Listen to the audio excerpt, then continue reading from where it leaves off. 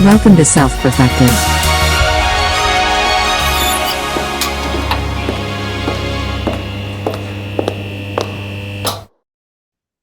We're live. There we go. Hey, We we're are alive. live. We are alert. We are awake. We are awake. We So Not are woke. We're awake, not woke. yeah, we are awake, not woke. We're creators too, not Um, reactors. Dude, this whole week has felt like there's been a lot to talk about. Like a lot of fun stuff, a lot of exciting stuff, and I'm really excited for it.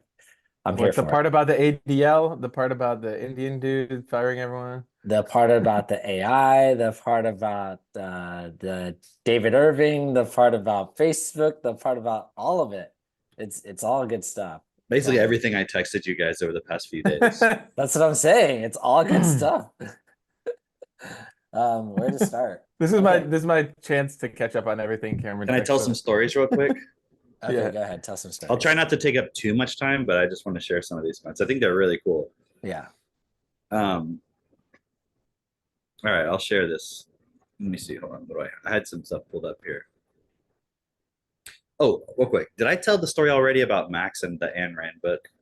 I don't think you told it on here. I feel like that's something. Yeah, no, you definitely did not tell it on here. I'll just. Yeah, you didn't. Do I even You want to didn't tell? share it Do on I the even want to podcast. tell that story here? It's like so obvious.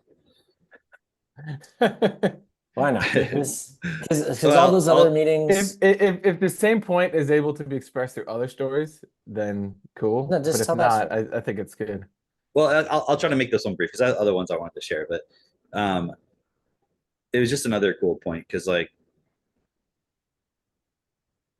I was talking to someone the other day and they like their relative or somebody was a teacher, right? And they were talking about Max and stuff and like, yo, he's 7 years old and he reads these novels and stuff. And they were like, but is he comprehending them? Is the question. Wait, how long ago was this? Right. Huh? How long ago was this? Just recently. Really? Still having these questions? It was somebody, no. It was like a person they were talking to who they just had been talking to recently, right? So Okay.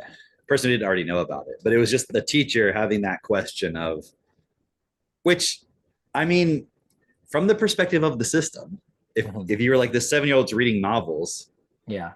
right? They're like, no, like a 240-page novel, like in one night, and it's like, oh no, is he comprehending it? And it's like, no, yeah, my 7-year-old just sat up all night reading Right. out loud, sounding out the words of a 240-page novel. Like it doesn't make any and then sense. went and asked for the next one. It doesn't Right? make sense. But the point being, like, that's the mindset of the teacher. There's no way a 7-year-old's actually doing that, right? So anyway, so I was going to share this I get real it, quick. yeah. Like, so this is this book, Anthem by Ayn Rand. It's a pretty cool book if you haven't read it. It's like kind of fits into like the dystopian novel, like 1984 style stuff. And basically, it's like a collectivist society, and they don't have any technology. And I think the guy's like a street sweeper or something. I don't exactly remember, but Katie was reading it out loud to the kids, and I think it's like maybe 100 pages or so. It's not a very long book, but in the book, at the end, the guy, it's like he's discovering his individuality. He reinvents like electricity or rediscovers electricity or something. And at the end, so I'll stop the share for a second. So Katie read like maybe a chapter or something, right? At first, she was like, okay, we're going to read this book at bedtime. And Max was like, I don't know, it doesn't look very interesting. And she was like, well, let's just read it and we'll see. So she starts reading it. You know, it's late at night. She's tired. She reads a little bit, she's like, okay, now we're going to bed. So he's like, actually, this time he did not ask for the book. I was going to say he asked for the book, but that was a different time. Okay, so anyway, so she goes to bed. Next day, I'm going to read to them at night. And I'm like, hey, where's that book, Anthem? I know you guys were reading that. And Max is like, oh, you don't need to find it. I already finished it. And I was like, really? And so I was like, well, what happens in the book? He starts telling me some stuff, right? And he says to me at the end, the guy builds like an electric fence around his property, right, to protect this invention that he discovered, because like maybe the society's going to try to come and stop him or something. I was like, oh, okay, cool. It's like, okay, you clearly read it, right? But I didn't remember that part about the electric fence. And it's funny because when I told Katie the story of what happened, she was like, yeah, I actually had that same exact conversation with Max because she found out he finished it. And he, the same conversation, right? We both had that. And she was like, I don't remember that part of the book, right? Because we both read it like in middle school or something like that, right? So, anyways, so what I did though was I went and I got the book and I was like scanning through it, like try to find the end, like where does he talk about this, right? So then here's the book. Here's the part, right? It says, I have learned that my power of the sky was known to men long ago. They called it electricity.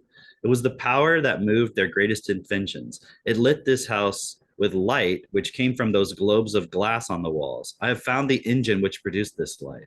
I shall learn how to repair it and how to make it work again. I shall learn how to use the wires which carry this power.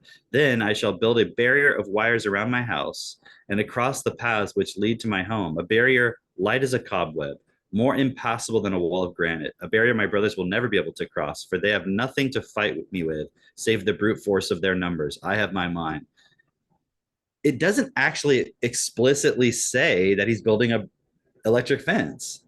And actually, if you read it, he says he's going to learn how to use the wires which carry the power, and he's going to build a barrier of wires, but that doesn't necessarily explicitly even say it's going to be the wires that he was just referring to. Right. Do you know what I'm saying? Like maybe, I mean, I'm not saying it's a leap or anything. It's obvious as an adult when you read it, like now. Yeah. But I'm like, you know, and if it was a high school kid that's not retarded, you would expect them like they'd be able to understand. You know, like if it was a SAT question, it would be like, you know, what kind of fence did he build at the end? Like a brick wall, a whatever. You know, I know. Drake's like, dude, these kids can't do that. I know, They can't but do that. Wow. okay, if he was a PhD from MIT, you would expect him to be able to make this inference, right? Yeah, Okay. yeah. But I'm saying at some level, you expect a person to be able to make. I'm not like he's solving a quantum mechanic equation or something. Like it is Yeah, there. yeah, The yeah, inference yeah. is obvious, right? And but he's 7.5, right? And when he described it to us, he said he built an electric fence. He didn't just verbatim read what it said. It's like he inferred the point and then gave it in his own words, right? And that's the kind of ability to think about what you read and understand what you read that's really necessary. Otherwise, like we're fucked, right? I'm sure we're going to get into some of this stuff too, right? Yeah, yeah. But I just thought it was such a cool story because it's like, well, is he comprehending? It's like, I don't know, lady, you fucking tell me. Like, what do you think? Like, I mean, okay, so first of all, like the whole idea that a child would stay up reading a 240-page novel. so just real quick, let me add to that. So that was the next night. He read the second book in the Giver series, Okay, yeah. which is like 180 pages, or I don't know, 150 pages, whatever. The next night after that, he read the third book in the Giver series, which is 240.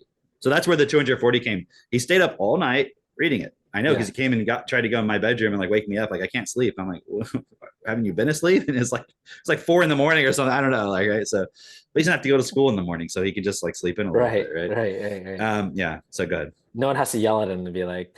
So this was like in 1 week he's read, or less than a week, 3, 4. I guess no 3. At least these 3 more, but you know, in this case, these 3 novels, right? Yeah. At 7.5. Yeah. Right. So I mean, what does he do all day? He's just like plays, like he's making these little clay figurines, like, and he's like getting so good at it, dude. Like, because there was a certain point where he was making them, and there was like little blobs, you know, and he's like, "Help me," and I'm like, "No, I'm not gonna help you. Like, I like spending time with you and playing with you, but I'm not gonna help you with this because yeah, maybe I can do it a little better than you now." I said, "But if you keep going, you'll be able to do it way better than me." And he's already at the point where the level of detail he's putting in them and everything, it's just kind of blows my mind. Yeah. Because he'll sit there for a while and work on them, right? And then he goes and he puts them in the oven to bake them because it's like, you know, hardening model clay, right? Yeah. Yeah. That's really cool. That's awesome. Yeah. No, just that point of like, would a child that age, 7 years old, I mean, would anybody stay up reading these books if they didn't comprehend? I could see maybe an adult who's like trying to have the like they've heard, but maybe they have some value. They see there's value. Like you're supposed to be reading, and so they're reading and not comprehending. I can see that, honestly. I was like, this is like when people say they read the Bible, I'm like, right? But did you comprehend it? Right. There you go. See, exactly. So I get the sentiment. Exactly. But otherwise, it's like a child's not going to stay up reading that. Like, you know, Warren Buffett, when he was 6 years old, he was reading the books in his father's study, which were like books on finance, books on business, right? He'd read by the time he was 12 all the books at the local library, the business and finance department at the Nebraska or Omaha library, whatever it was, right? And he'd read all those books. Okay, By the time he was 12, I'm by like, the time he dude, was 12, like, that's 5 years from now.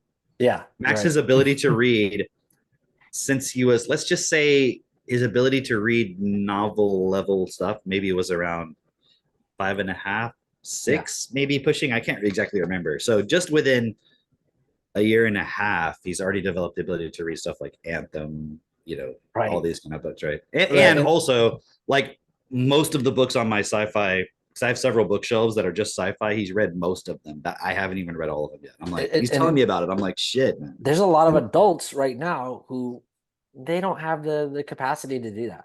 Like they don't have the bandwidth to sit there and read and then to actually comprehend what they've read and be like, oh, you know, and here are the bigger implications of Ayn Rand, right? Like, dude, nobody, the average person's not reading that. You think about with Max too, right? Because you look at like, okay, let's say Warren Buffett, right, or Elon Musk, that they read a lot, right, compared to the average person.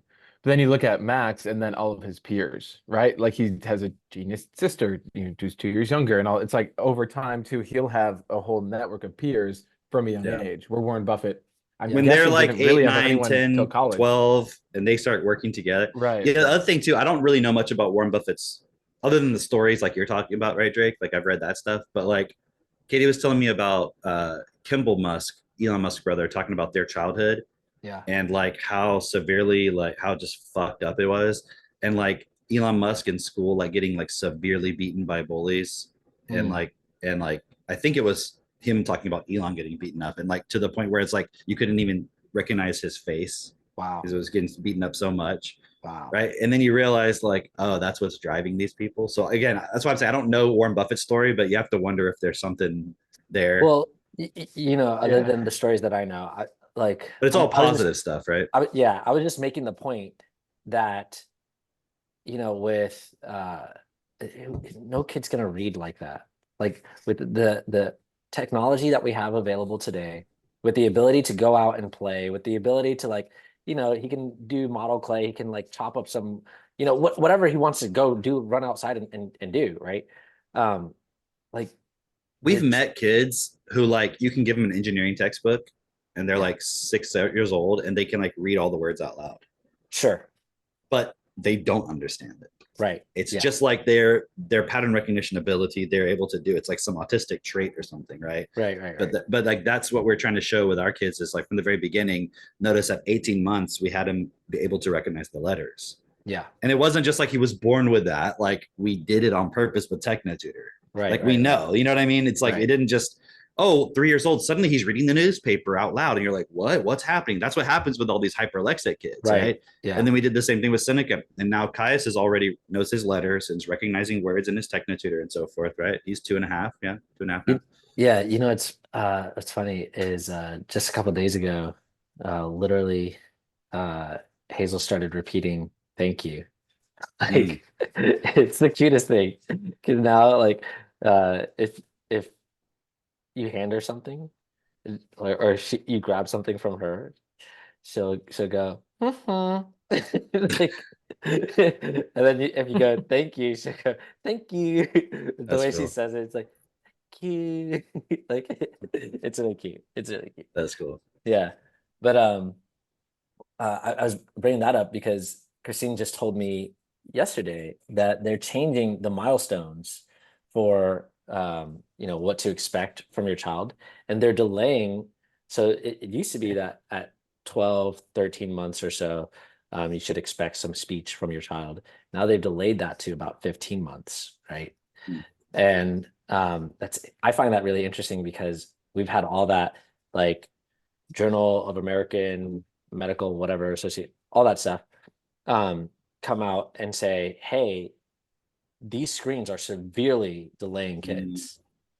And so now and they've been like over the last I would say 2 years, I would say they've been saying we need to do a better job of telling parents not to give their kids screens at such an early age. It really shouldn't be until they're 4 or so. And everyone's just been like, well, that's not possible. So the alternative is change the milestones. At least that's what I'm seeing based Well, on. yeah, that's the system proposed solution, but it's like, When, yeah. the fuck's that gonna do, you know? When they say don't give the kids screens though, they don't, I'm just being clear, like, because we don't give our kids screens, but they can No. interact with screens and computers. Right. But what they're really, what the real problem is, like when you just give the kids these iPads and they're on these apps and games and watching shows, and it's just like that's what they're doing all the time. Right, and then the That is parent, a who massive even knows problem. what the fuck the parent is doing at that time too? Because like I looked at it, even this morning, right? I woke up early. I was with Aristotle. We're just hanging out. I'm like doing my techno tutor with him. He's just sitting there, fucking, with like his little toy boat and an apple for like 30 minutes, just sitting there Right. when I'm doing it. And like that's just what he does for fun. He's like petting the dog and like chasing her around. And it's like the parent. It's really on the parent to actually see like where do you want your kid to be in this rapidly changing world? Are you going to take that initiative to like now explain shit to your kid and like be part of this? Well, yeah, and the thing is, most parents don't care because they don't even they just trust the system, Yeah, and they've they never don't even know it's a questioned it. problem. And I'm not saying that as they can't change it. I'm just saying it's like actually they don't know any better. Like Yeah. they really, like I was talking to, I got a haircut a couple days ago, and I noticed. you noticed my haircut? Thanks. Yeah, looks good. Yeah, you don't have to tell me that. I'm not a woman. I really don't care. But anyways, I was sitting down with this stylist, and when I had come in, she was talking with somebody else, and I was kind of like listening to their conversation. The woman leaves, and then I sit down with the stylist, and then I started asking her because I saw she has pictures of her son, and I'm like asking her about her son, and I was getting this conversation with her about education, because she was telling me how her son, because the other woman had asked something about ADHD or something, and I was like, hey, that was really interesting what that woman was talking to you about. I said, did you say that your son has ADHD but you don't put him on medication? She's like, yeah. And I said, why don't you put him on medication? She was like, well, I was put on all that stuff and it really messed with me. Like, she's like, I can't get off of it right now. Like when I stop it, I get like literal like suicidal type thoughts, depression, and so forth. Oh, Wow. And I was like, that's really interesting. And I said, so we had this really cool, we were talking about a bunch of different points, but there was this one point where I was like, I was trying to kind of see where I could, how open she was. And I was like, I was trying to remember what the point was. I was like, okay. I said, can I ask you a question? I was like, you have your son in school. I was like, if if you like didn't have to work, or no, here's what I said. I said, why do you have him in school? Right. Because she was saying something that made me see like she saw some problems in the school. And I was like, why do you have him in school? And she was like, well, he's got to be educated, right? And I said, okay. I was like, but do you remember the stuff you learned in school? She was like, some of it, but really no. And I was like, but so why do you have him in school? And she's like, well, I can't teach him all that. I was like, I understand that. I said, what if the school said, we're not going to teach anything? We're just gonna, it's basically just like daycare all day, right? And she was like, oh no, I'd figure something out. Like, I'd send him to his mimes or something all day or something like that. And I was like, okay. And I said, yeah, it's just interesting because it seems like parents think that they need to put their kid in school because they're getting educated. And I was trying to open that point up with her. And anyways, like some other person was behind, like waiting, like started chiming in. But yeah, like, I got my kid at school right now. Well, she was like some teacher for like 11 years or something, and she started, shit. and so I was like trying to like, anyway. So, but I want to see this one again, but it was cool because I was like, I kind of left it there, and I'm like, I'll come back. It's like clearly the stylist was like very open in a way, but she just it was like what I saw within that is like people are so lost thinking that it's like I got her to recognize, yes, I didn't really learn anything. Oh, and we talked about dyslexia too. She said that she has dyslexia, right? Just like her Mm. son. And I was like, oh, interesting. I said, how do you know he has dyslexia? She's like, well, that's what they did the tests, and and she starts telling me what dyslexia is, right? So I just listened as if I didn't know, and I was like, okay, well, that all makes sense. I understand, but did they tell you what the cause of it is? She's like, no. She's like, but he's just like a slow learner, like I'm a slow learner too. And I was like, really? You're a slow learner? I was like, what do you mean? And she starts telling me, right? People, they try to explain things to me. It's like really hard. And I had a friend who was like, help me with my homework and all that. And I was like, all right. I was like, but do you ever learn anything fast? She's like, no. And I was like, what about like cutting hair? She was like, no, I had to work really hard at that. And I was like, all right. And I was like, well, what if someone like shows you something instead of telling you? And she's like, oh yeah, no, hands on. I pick it up real quick. I'm real fast. And I'm like, so you aren't a slow learner? She was like, well, yeah, I guess, yeah. But when it comes to like school and all that, and so I was like trying to explain to her, I was like, but do you notice how it's just when it's things that people are talking to you or you're having to read something? I was like, it's just, but if they show you, you can do it. And I said, your slow learning more has to do with the fact that you're having trouble understanding words. And I could see her starting to be like, oh, interesting, right? So, anyways, I'm kind of working She on was like, opening the point up with her.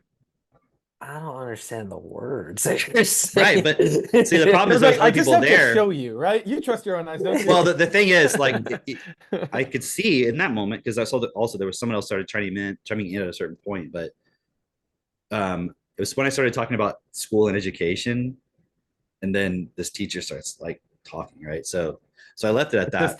The system right there is like, don't escape. Come That's back. Well, it's like That's at your that guide. point, I'm done with the haircut, so I'm just like, okay, Yeah. well, but it was interesting because I could see in that moment just another example of there's nothing I can intellectually explain to this person. Yep. Yeah. Like, because it's just not like her problem is words. So if I'm trying to explain all the details and the John Taylor Gatto and all that, she's just like, I could see at certain points when I was saying certain things, she was just kind of, But when I would ask a question and I would tell a story about Max or something like that, it was like I could see that getting through to her, right? Yeah. But then you have the teacher in the background who starts talking about this school and all this stuff. And I was just like, so I was like, well, I'm talking to her in the mirror, right? And I'm like, she agreed with me on the point of like, she wasn't really arguing with me. It's just like, she was like kind of sidetracking it into, Yeah. that's why the parents have to hold the teachers accountable. Oh, okay. And that's why you got to do the PTO, and I could see the stylist going, and I was just like, okay, you know what I mean? You have to manage this now, this point, right? Yeah. So, but it was like that point of the teacher, and so I was kind of not trying to make it an argument, but like push back a little bit, and I was like, well, let me ask you a question. Like, how can the parents? They're not qualified to educate their kids, right? And I said, but how do they hold the teachers accountable then? She's like, well, you got to attend the meetings and you got to do this. And, it's like, so she was like talking about her stories about how like, the history curriculum has changed, from whenever, but the parents aren't holding the teachers accountable to teach and all this. And so I kind of left it at that with that particular person. But the point of Your parents don't remember the history they were taught. like they're gonna, oh, we're changing history. Oh, yeah. well, it's kind of funny because I'm like, yeah, the history you were teaching in the first place is bullshit, but of course you're talking to a teacher, right? So, right. But it was interesting seeing the difference and just that point of like how the teacher's solution is the parents need to hold the teachers accountable. But let me ask you a question. Why are the parents putting their kids in school? This parent just said because they don't know how to do all that. Right. So what right does she have questioning anything the teacher does? Right. Yeah. That's what doesn't make sense. It's like, I can't educate my kid. I got to put him in school. I don't like what the school's doing. I'm going to show up. I'm going to be there. I'm going to be talking to the teachers. I'm going to be making them teach them kids. I'm like, you don't know how to do it. So you guys see the contradiction, right? It's like, you're going to be that involved. Why don't you just fucking teach them at home? Did you see that clip of that woman? She's being interviewed, and I don't know. I have no idea who this artist is or whatever, but she's like some rapper or something like that. And then the interviewer is like, so you're a musician and blah blah blah. And the artist is like, excuse me? She's I'm not like, a musician. I'm not a music or whatever you call me. And she's like, Yeah. that's why we're doing this interview, because you're a musician. She's like, no, I make music. It's like, okay, imagine her trying to hold the teacher's accountable of like, wait, what? You teaching my son math? We don't do that in our house. Like, wait, Yeah, what? seriously. And I But don't it's know. like what how can you question what the teachers and the curriculum and the trans and all that stuff? You're saying you don't want to educate your kids. You can't do it. It's like, well, we Right. have to educate them. It's just now, again, I can't blame, because if I'm just like, well, these parents are so dumb, it's like, yes, they are. They don't know. And this is the point I was just again seeing, is like that point of, and we'll get into it later. We talk about the Farzad interview, right? About with the Tesla thing and all that. But Let's it's get just into it. well, hold on. There's a couple of things I wanted to show before we do that. You have It'll more add to things everything. show? You Yeah, have a more couple. things to show? We just Okay. got sidetracked on this conversation. Okay, all right. Yeah, I was debating whether I should have even said that point, but I'll try to. I'll tie all this in. Okay, I just want to all show you right. something. Okay. Go ahead. Vocabulary. That's it. Oh wow. Okay, great. All right. Now, okay, So check we're this gonna move out. forward. All right, so Spells. I want to tell you a tale. A tale of Oh. two ATVs. Okay. All right. This one's name On is this Grizzly. one- This one's name is Raptor. This is Raptor and this is Grizzly. Oh, They're okay. actually this. They're actually the same. Ah. They're basically the same. They're literally, it's just Ooh, the vocabulary. The plastic body is different. It's They're basically the only equal. real difference. Yeah, equal in one. Right. But I mean, I'm sure there may be some differences, but the motor, the engine, everything's pretty much the same. Okay. So this is part of a carburetor. Lost me Okay. already. A carburetor's job. Obvious, Drake. Obvious. Let me ask you a question. Do you guys know how a combustion engine works? No, I'm gonna be All right. just direct about it. Like I understand there are pistons, there's gas, there's air, you know, Yeah. and then you know Basically, an explosion Yeah, gets exactly. converted into I energy. could bring my 7-year-old in here, and he can tell you all the different parts and how it works, everything, right?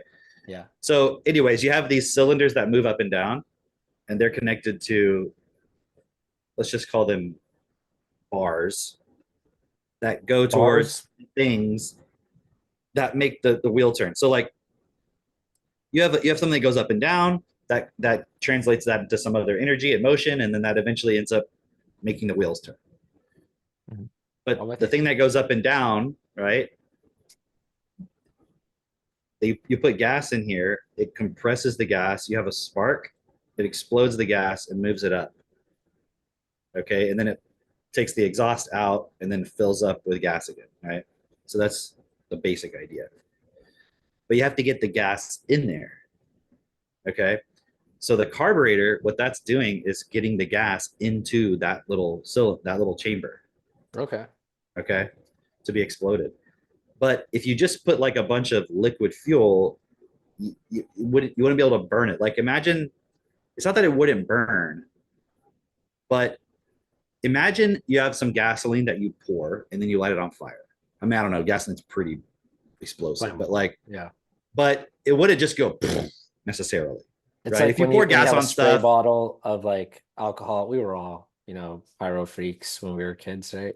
You know, you have a spray bottle, like your Axe bottle, and you spray that and you light it, and it's like, You're right, because it's like aerosol, yeah, right? It's like a vapor, right? So Yeah. if it's a liquid, it's just going to burn on the surface, right? Because that's where the oxygen is. So what the carburetor does is it's a part of a little system where the air is sucked in, and it reduces and narrows down. And then see this gold thing right here? Mhm. See that? Yeah. It's upside down right now. So normally this thing would be rotated like that. That's sitting in a little bowl, which the bowl is detached. See these little holes right here? yeah, There would be screws that are holding a little bowl underneath it. And that bowl fills up with fuel from the fuel line.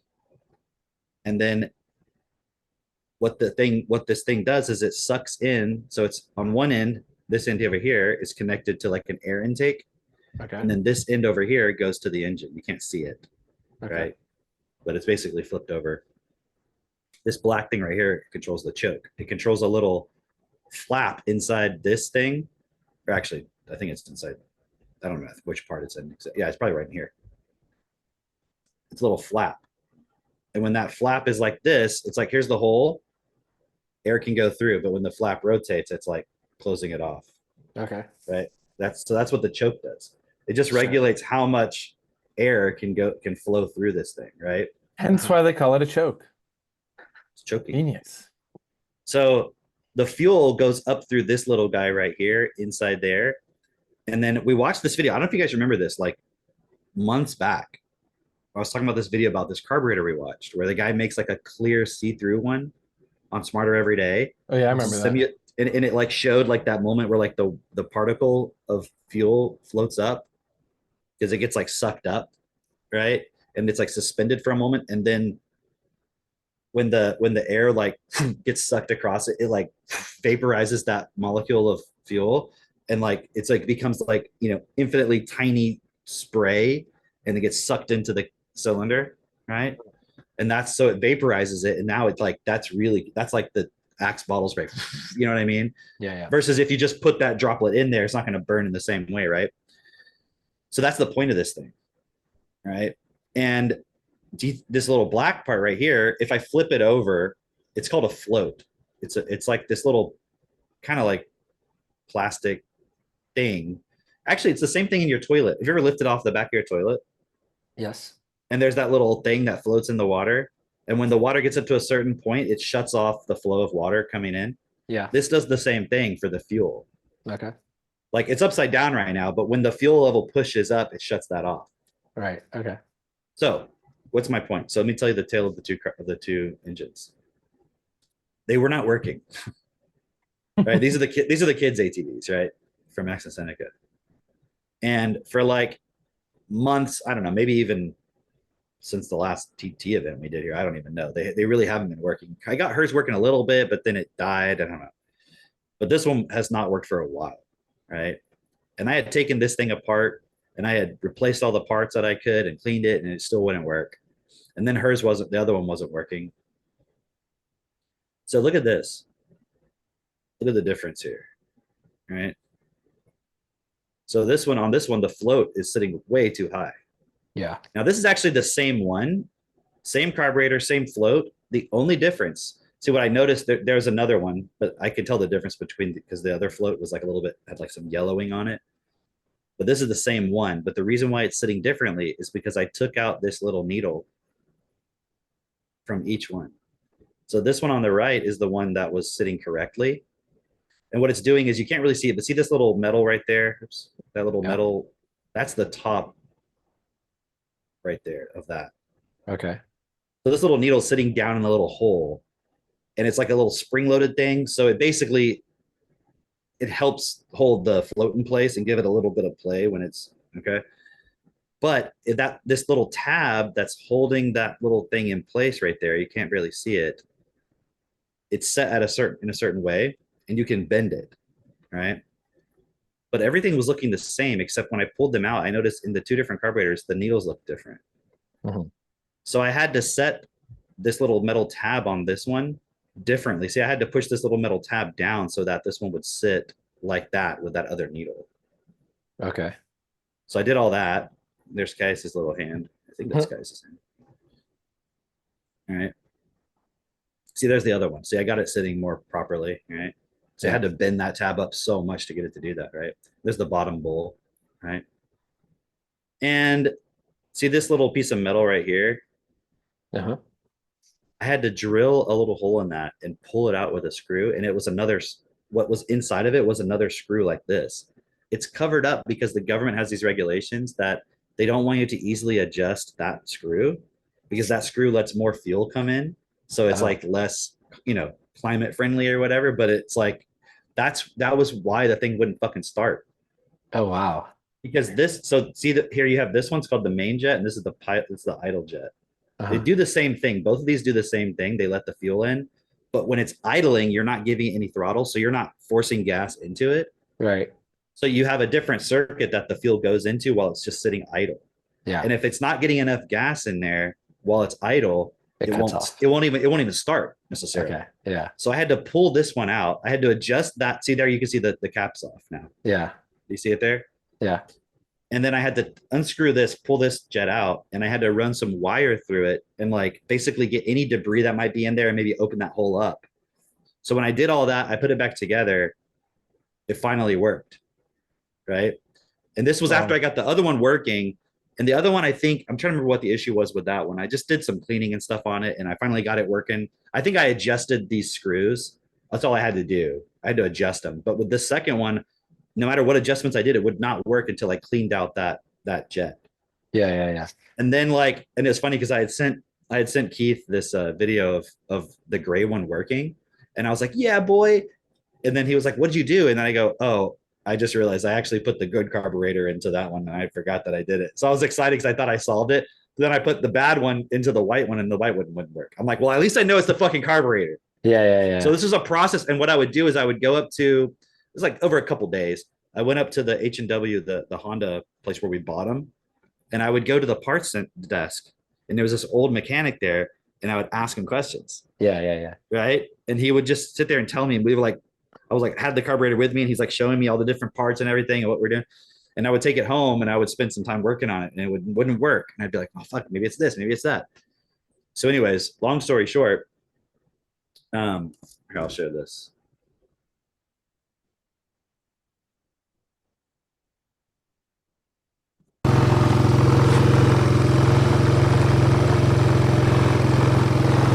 Got it working. Mhm.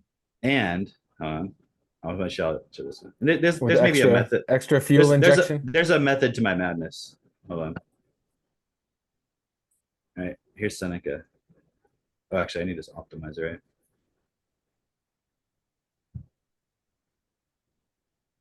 Oh, come on now.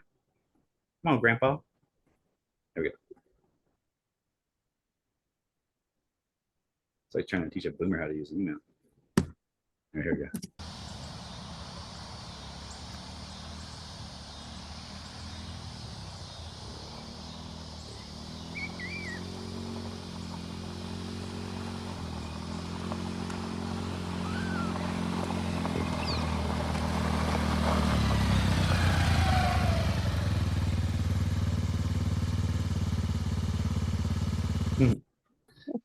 That's actually the one that has the bad carburetor in it because I just left it in that one, right? But I fixed it. It's not bad anymore, actually.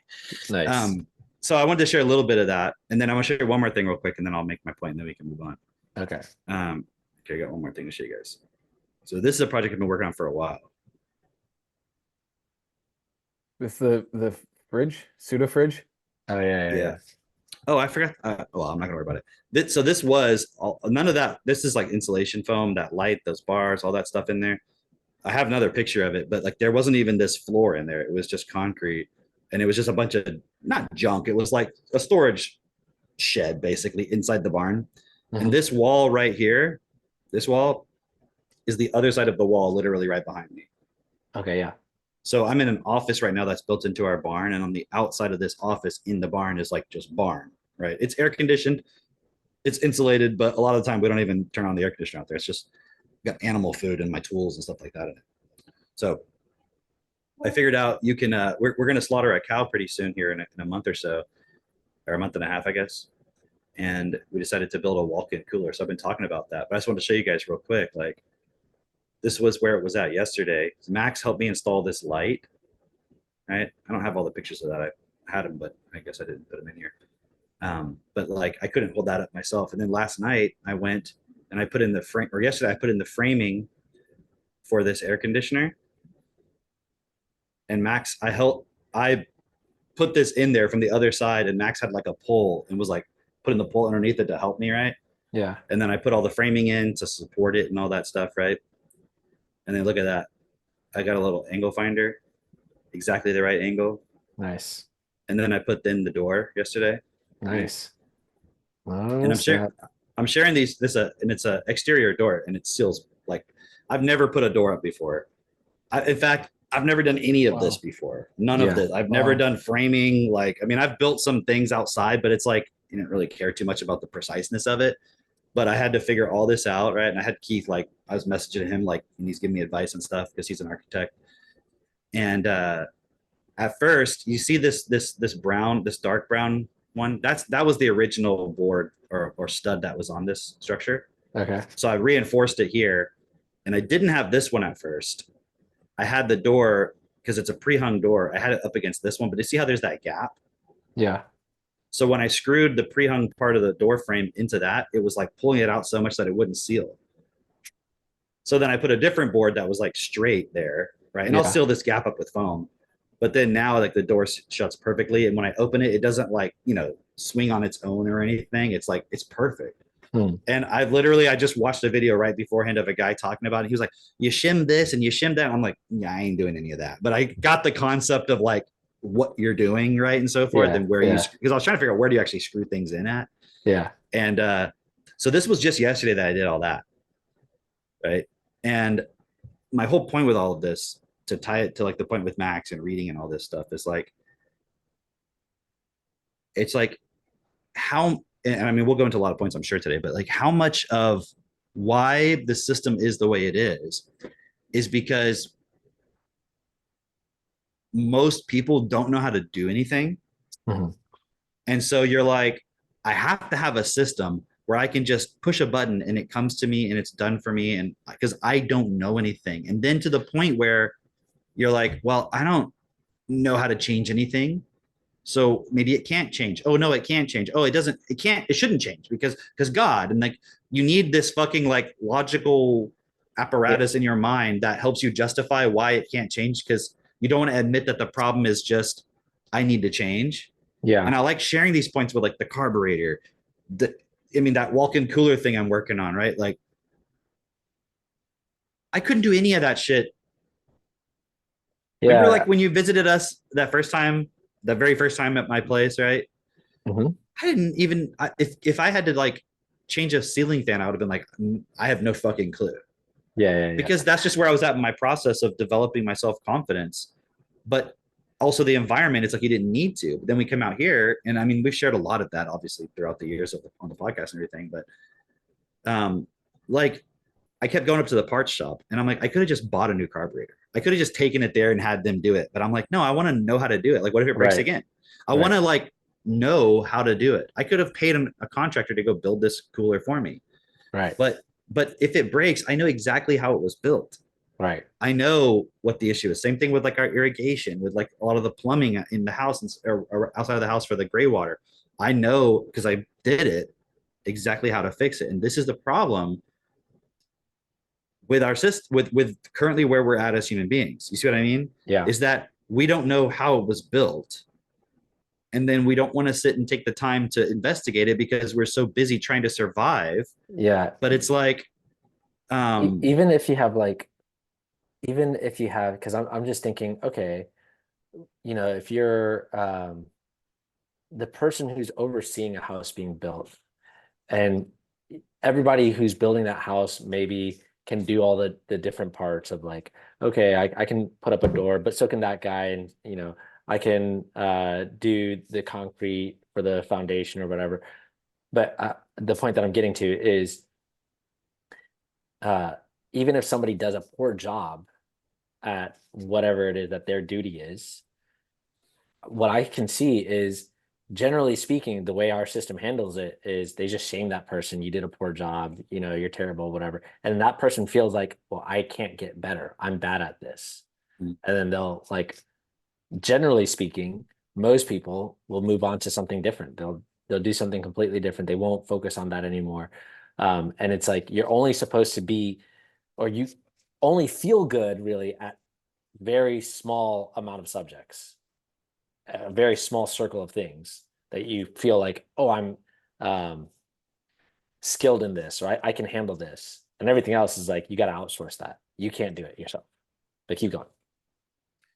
but you see how this contributes to the point where people are like, I can't change anything. Yeah. And you have to just Yep. trust these experts. And it's like, a lot of times the experts just figuring it out sometimes. They don't actually know, but they won't tell you that, because if you didn't feel that they already know the answer, you wouldn't trust them, and you wouldn't hire them. Yeah. So they have to just project that they know. Yeah. And that's what we're doing with everything. Like, I don't know where you want to go next in terms of what we're showing, but I No, think that okay. Farzad interview was really good because it opened up some of those points. Yeah, but I also see another point here with like, um, you know, okay, yes, that interview, we're gonna get there. The way that I want to get there is, um, that point that you made of those screws being like you had to drill them out in order to reach those screws because the government basically said like, hey, we want to put a cap on how much fuel you can use or Literally. whatever. Exactly. Literally. Good So cap. okay, look at that. No because cap. because when it comes to fixing your own devices, like there's a whole thing going on that's been going on for years of like fixing your own laptop, fixing your own tractor, fixing your own whatever. Now it's Don't like you need special tools to like fix a you have, a Mac yeah, laptop? you need special tools. You need to Oh, buy yeah. a specific, like even if you have the exact same, like say I have two of the same laptop, right? From Apple or whatever, or two of the same exact phone. If I switch one piece from one phone into the other, it will tell me, and it's a perfectly working phone. Like, you know, there's no problem. It's the exact same thing. It'll tell me, oh, there's an issue with this device.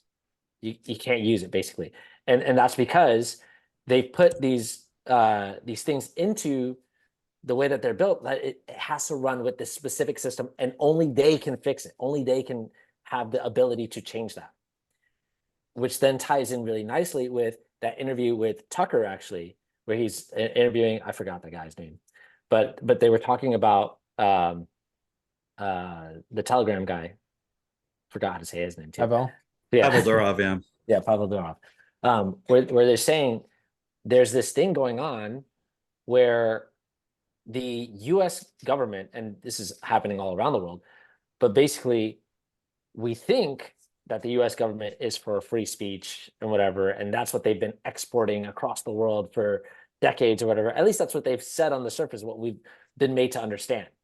But the reality is, no, that's not what they're doing. In fact, they only use that when the propaganda in that country is not very good and they can do a better job at it. But then when the propaganda in that country is decent enough, then they say, okay, now we're going to fund you basically shutting down the conversation because we cannot have other people. And this is being done here in the US as well, where we're seeing, oh, Facebook is being told, you got to squash that. You're not allowed to let that voice be heard. Or Twitter, the same thing was happening at Twitter.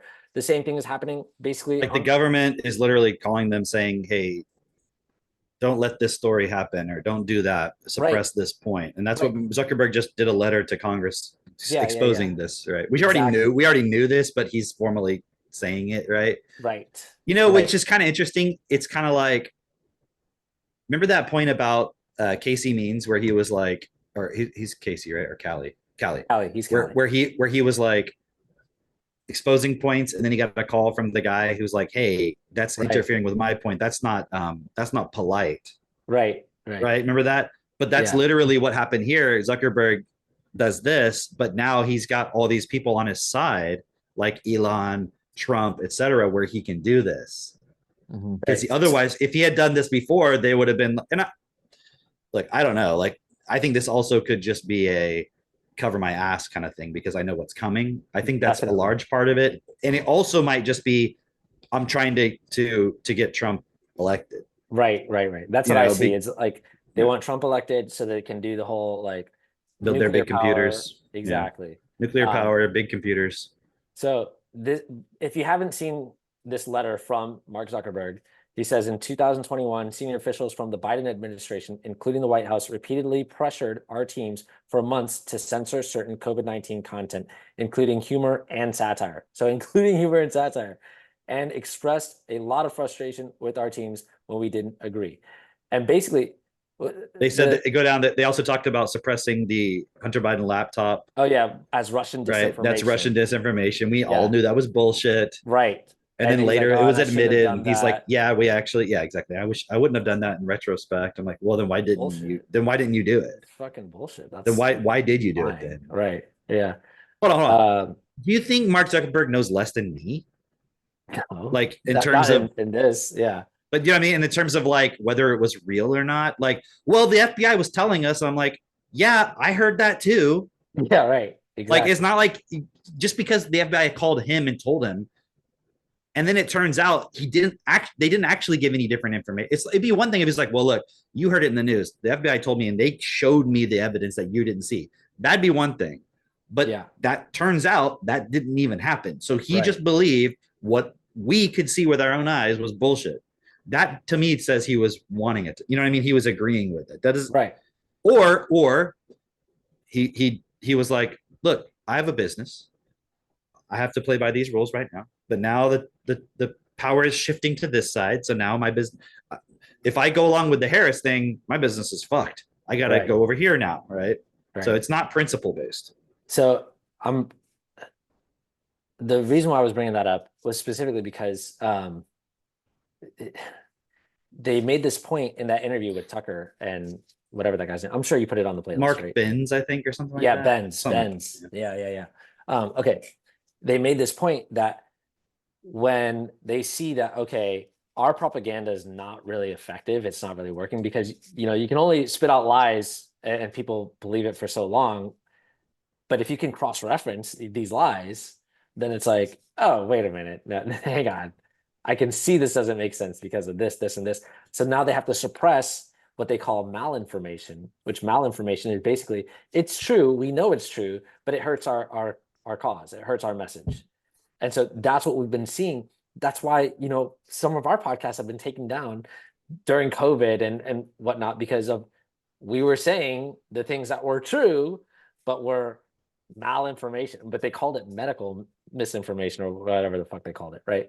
But clearly we know what the deal was, is there's a monopoly on what information is allowed to be shared and what's not. And it's because it's what's in the best interest of, I don't even want to say it's our government. no, it's not. Okay, this is the thing. Currently in power. When Zuckerberg's like, oh, but these people were, the politicians were, the government was pressuring us. Right. Do you think I'm stupid? Yeah. We all fucking know who funds the politicians. Like, oh, suddenly they're in power and they just want to do whatever they want. Right. Really? Is that what's happening? Who? It is possible, though, that you have, let's say you have Big Pharma funding Biden. I'm just making this up. And Zuckerberg and Meta doesn't fund him as much. And maybe in the power game, the Big Pharma has more push, more sway. But it wasn't because the government. Right. Like the people in government don't give a fuck. Right. Not everybody, but the vast majority. They don't care. They're just in a position of power out of greed and power and desire for power. They're not there because they have an actual, maybe some have some kind of political ideas or something, but what fucking political ideas does Biden have about COVID? Do you know what I'm saying, though? It's just the corporations fighting with each other, using the government as a weapon. That's all it is. The other thing that he said in that interview, which I think was probably the most profound point, and it really just made it click, was when they say democracy. When I mean they, I mean like the system, the politicians right now, especially, let's just say like the Democrats. When you hear the Democrats say democracy, yeah, he's a threat to our democracy. What they really mean is the way they have redefined democracy. It's not about and the way he said it was really good. I'm just going to paraphrase it in my own words. It's not about the will of the people or the consent or the agreement of the people. That's not what they mean by democracy. It's been redefined to mean the agreement, the consent, the will of the institutions. Mm-hmm. So when they say we're fighting for our democracy, we think that means for our individual people's right to determine what happens, what doesn't happen, and so forth. But that's not what they mean. They're like, oh, no, not you. I'm talking about the institutions that we have. Yeah. For them to be able, it's like, because think about it, going back to Citizens United, when corporations they're said like they're people, right? So like an institution has a personhood in a way. It has it's like an entity, and therefore it has a right to freedom of speech and it has a voice. So when the Democrats are talking about protecting democracy, it's a threat to democracy. What they're always talking about, notice, is Trump is talking about the mainstream media is corrupt. He's talking about the FDA, the FTC, whatever, like they're corrupt. The intelligence agencies are corrupt. So the Democrats are not trying to protect the people's choices and right to vote. They're protecting the intelligence agencies. the pharmaceutical companies through the regulatory industries. The what was the other point that I mentioned? Well, whatever. That all it's the institutions. Yeah. Does that make sense? What I'm saying? It's Yeah, a yeah, really yeah. profound point to Yeah. realize. It's like because the institutions they're not listening to anybody. They already have their own ideas and their own starting point based on like how they were founded and so forth, right? And who they're funded by. So the corporations pay money to certain like the National Science Foundation. They said that's Yeah. the civilian wing, the civilian arm of the Defense Department. Yeah. Yeah. Well, So it doesn't represent the people. And who does the Defense Department represent? The defense companies. Right. So our democracy, if you really want to understand when they say democracy, what they mean is literally all the corporations. That's who they see as the people, not the individuals. The individual human beings are just no different than cattle or chickens or animals or anything. Dude, okay, so kind of getting a little bit off track, but coming back to it. That point that was made in the Nicole Shanahan interview where she says like basically the all these people have invested into defense. And the only way that they get their money back is through active war. Like that is so monumental for everyone needs to understand that. Of like, okay, just think about what you just Because said. you're printing money, inflation, et cetera, interest rates, blah, blah, blah. Like the money system, it's like, even for the really wealthy, they're like, okay, this isn't working now. Now we got to get our money back, like you said, and then you have to do war. And I've heard this before many times. I'm trying to remember where the first time I heard it, where they talked about the cycle of war is first you get to the point of economic war, and then you get to the point of the physical war where you destroy all of the assets. That book, War is a Racket, potentially. No, it wasn't that. I don't remember what it was, but maybe it's in there. That might be in there. Yeah. But the point is like you create something, you have loans. The loans can't be repaid. You destroy the physical stuff at the end of the day. Yeah. That's what war is, like destruction. It's like if you think about what a bomb is, you pay for it and then you destroy it. Right. It's like the Right. perfect product. It's like the absolute perfection of planned obsolescence. Right.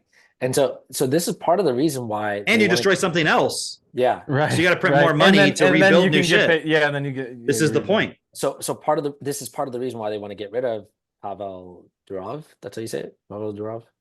Part of the reason why they want to get rid of Telegram is because you can actually speak your mind through Telegram, regardless of where you're at. In the U.S. or in Brazil or in Russia or Ukraine or whatever, you can actually say, okay, you have freedom to speak, and that information can't be squashed in the same way that it can be squashed through Facebook or through X or through any of the other channels where you can say this is disinformation, this is misinformation, right?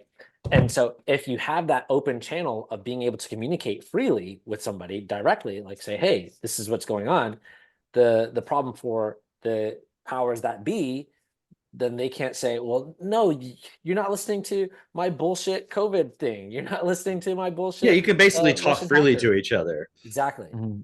Okay, here's another point about that. If you listen to that interview, he explains the reasoning from the West side, the side of the West, who is like, an agreement. Because he said basically there's no way that the French arrested Pavel Durov, the founder of Telegram, just for those who aren't paying attention, was arrested recently in France. And he's saying there's no way that happened. And the reason why they said he was arrested was because there's drug trafficking going on through. He's allowing criminal activity and not Right. shutting it down. And so Right. I saw this funny post somebody made where it was like an old picture of the founder of BIC. Oh yeah. Yeah. This one, yeah. Yeah, Allegedly, BIC was complicit in the drug trade by manufacturing devices that allowed criminals to secretly communicate with each other. It's like a ballpoint pen, right? Yeah. It's a joke, obviously, but yeah, it's like, remember the whole thing when we broke down the whole thing about Silk Road and all that, right? Yeah. Oh, yeah. It's making it seem like, oh, this guy's benefiting from all this, like he's a criminal. When it's Right. like it'd be like suing AT&T because criminals are using like cell phones. Yeah. Yeah, exactly. And then you're like, well, but they should be spying on them because they're criminals. It's like, okay, well, the only way they can do is if they spy on everybody all the time. Right. That's why the government's doing it. It's not because they care about the criminals. They want to be able to spy on everybody. They're upset they can't spy on everybody, and they're not given the back doors and all that stuff in the Telegram. Look, I don't know the reality of the actual encryption and stuff. I'm just talking about the story, right? So Yeah. So the State Department doesn't want it. State Department, I mean, the US government, whatever, doesn't want that. They want to have the backdoor access. They want to be able to censor. The powers, when I say the government, I mean the corporations. Mhm. Go read, what's the guy? Zone 23. I can't remember his name at the moment. CJ, whatever. CJ Hopkins. CJ C.J. Hopkins, Hopkins. right? Go read his Yeah. stuff, right? Yeah. And Good stuff. he's got a really good way of looking at the whole global corporate point, right? Yeah. So it's about money. You have money, you have freedom. You don't have money, you don't have freedom. So think about it. Who has the most money? The big corps, the shareholders, the owners, the banks, and so forth. Who They can now have restrict freedom. And Right. And they can manipulate restrict freedom. and they want to restrict your freedom because then that means they have more. So hey, look, we're all accepting allowing this system because we're saying you only have value if you have money. Instead of saying you have value, therefore you get money. That's what an equal money system would be. It's a fundamental like shifting of the whole point. Yeah. But going back to the Durov point, what the guy was explaining is okay, there's no way this happened in France without the US government being in agreement with it. Plus, this whole time they didn't want these points to happen. Or so they didn't want like a place where people can communicate freely without being censored. Because you look at Facebook, they clearly let them in. Yeah. So I guarantee you there's way more that's going on there than just what Mark Zuckerberg showed. But he's basically just like, yeah, I'm not playing on your team anymore. You know, it's like a signal like, hey, Trump, I'm on your side now. I'm going to put my weight behind here. Right. Right. But I guarantee you there was a lot more going on than just what I didn't know this either, that Pavel Durov is from Russia and he's a billionaire. Right. Well, here's the point. He was in Russia. Russia, apparently, this is a story from our side, from the US government side, is that Russia pressure, I mean, it's also in the news, but Russia pressured him to like give them the backdoor access or whatever into Telegram. Apparently, he didn't allow that. They put so much pressure, he eventually left. Now he's a UAE citizen and a French citizen. So he left Russia. But at a certain point, a lot of Russians started using Telegram. And the story is that it's because he got some funding through Russian financing, banks, whatever, to continue building and growing because they have to constantly get more funding, right? And the contention is that perhaps because he got some funding through the Russian banks, oligarchs back to Putin, you know what I mean? Like, therefore, maybe the Russian military does have some backdoor access now. And that's why they're winning the war in Ukraine, because everybody uses Telegram. The Russian generals, the commanders, the politicians, the Ukrainians, they're all using it. And maybe they're getting the access in Russia. So that's how they're able to win. This is the story. Okay. Sounds a little far-fetched. Well, it does and it doesn't. But here's the point I took away from it. Could he continue growing Telegram without that funding? I don't know what it takes to run Telegram, but I would imagine you basically need the fucking funding. You need it, like, because it's probably you have free. Servers, yeah, you have constant updates. I'm sure tax on it, all that. Yeah. So when you're building these companies, you build them to a certain point. You have salaries, all this stuff, infrastructure. You can't grow anymore. You need more money, so you have to get that money from somewhere. Yeah. And I'm going to get back to this point in a moment. Just remind me about where's the money come from? And then their point is, what was their point? So what does it matter? He got some money from Russian banks. What does that have to do with Russia getting backdoor access? That they wouldn't have given him the money if they like, are there strings attached? Yeah, exactly. Now go back to the Casey Means, right? Where he said they give this money to YouTube. They give this money to whoever, like, oh, I'm paying all your advertising. Yeah. And it's like, okay, we're not allowed to, I'm a big pharma company. I pay for advertisements on Fox News or whatever, but I'm not allowed to tell them, write this statement about, do a news article saying how great Ozempic is or something. Like, you're not allowed to do that, let's say. Okay, so they're not funding them technically, right? No, but hear me out. Okay. But if Fox News decides to print a story that's like, hey, actually Ozempic is bad or something like that, don't you think they're getting a call? Yeah. Hey, don't do that or we're pulling all our advertising. Yeah. Yeah. Leverage. That's what they were doing to Elon Musk, remember? And he was like, go fuck yourself. Remember all this? Yeah. So what I'm trying to show people is how there's no possible way democracy, actual real democracy, an actual best for all system can work with the money the system the way it currently is and with everyone defending it as is. Like it's like you're like, whatever, I've got a job, I'm okay. Yeah, there's problems. And if you think things should be better, just go do your thing and you go make it better. And it's like it can't be made better. Because look, here's an example where I think we would all agree it'd be better to have a Telegram type thing where the government can't censor you and they can't spy on you.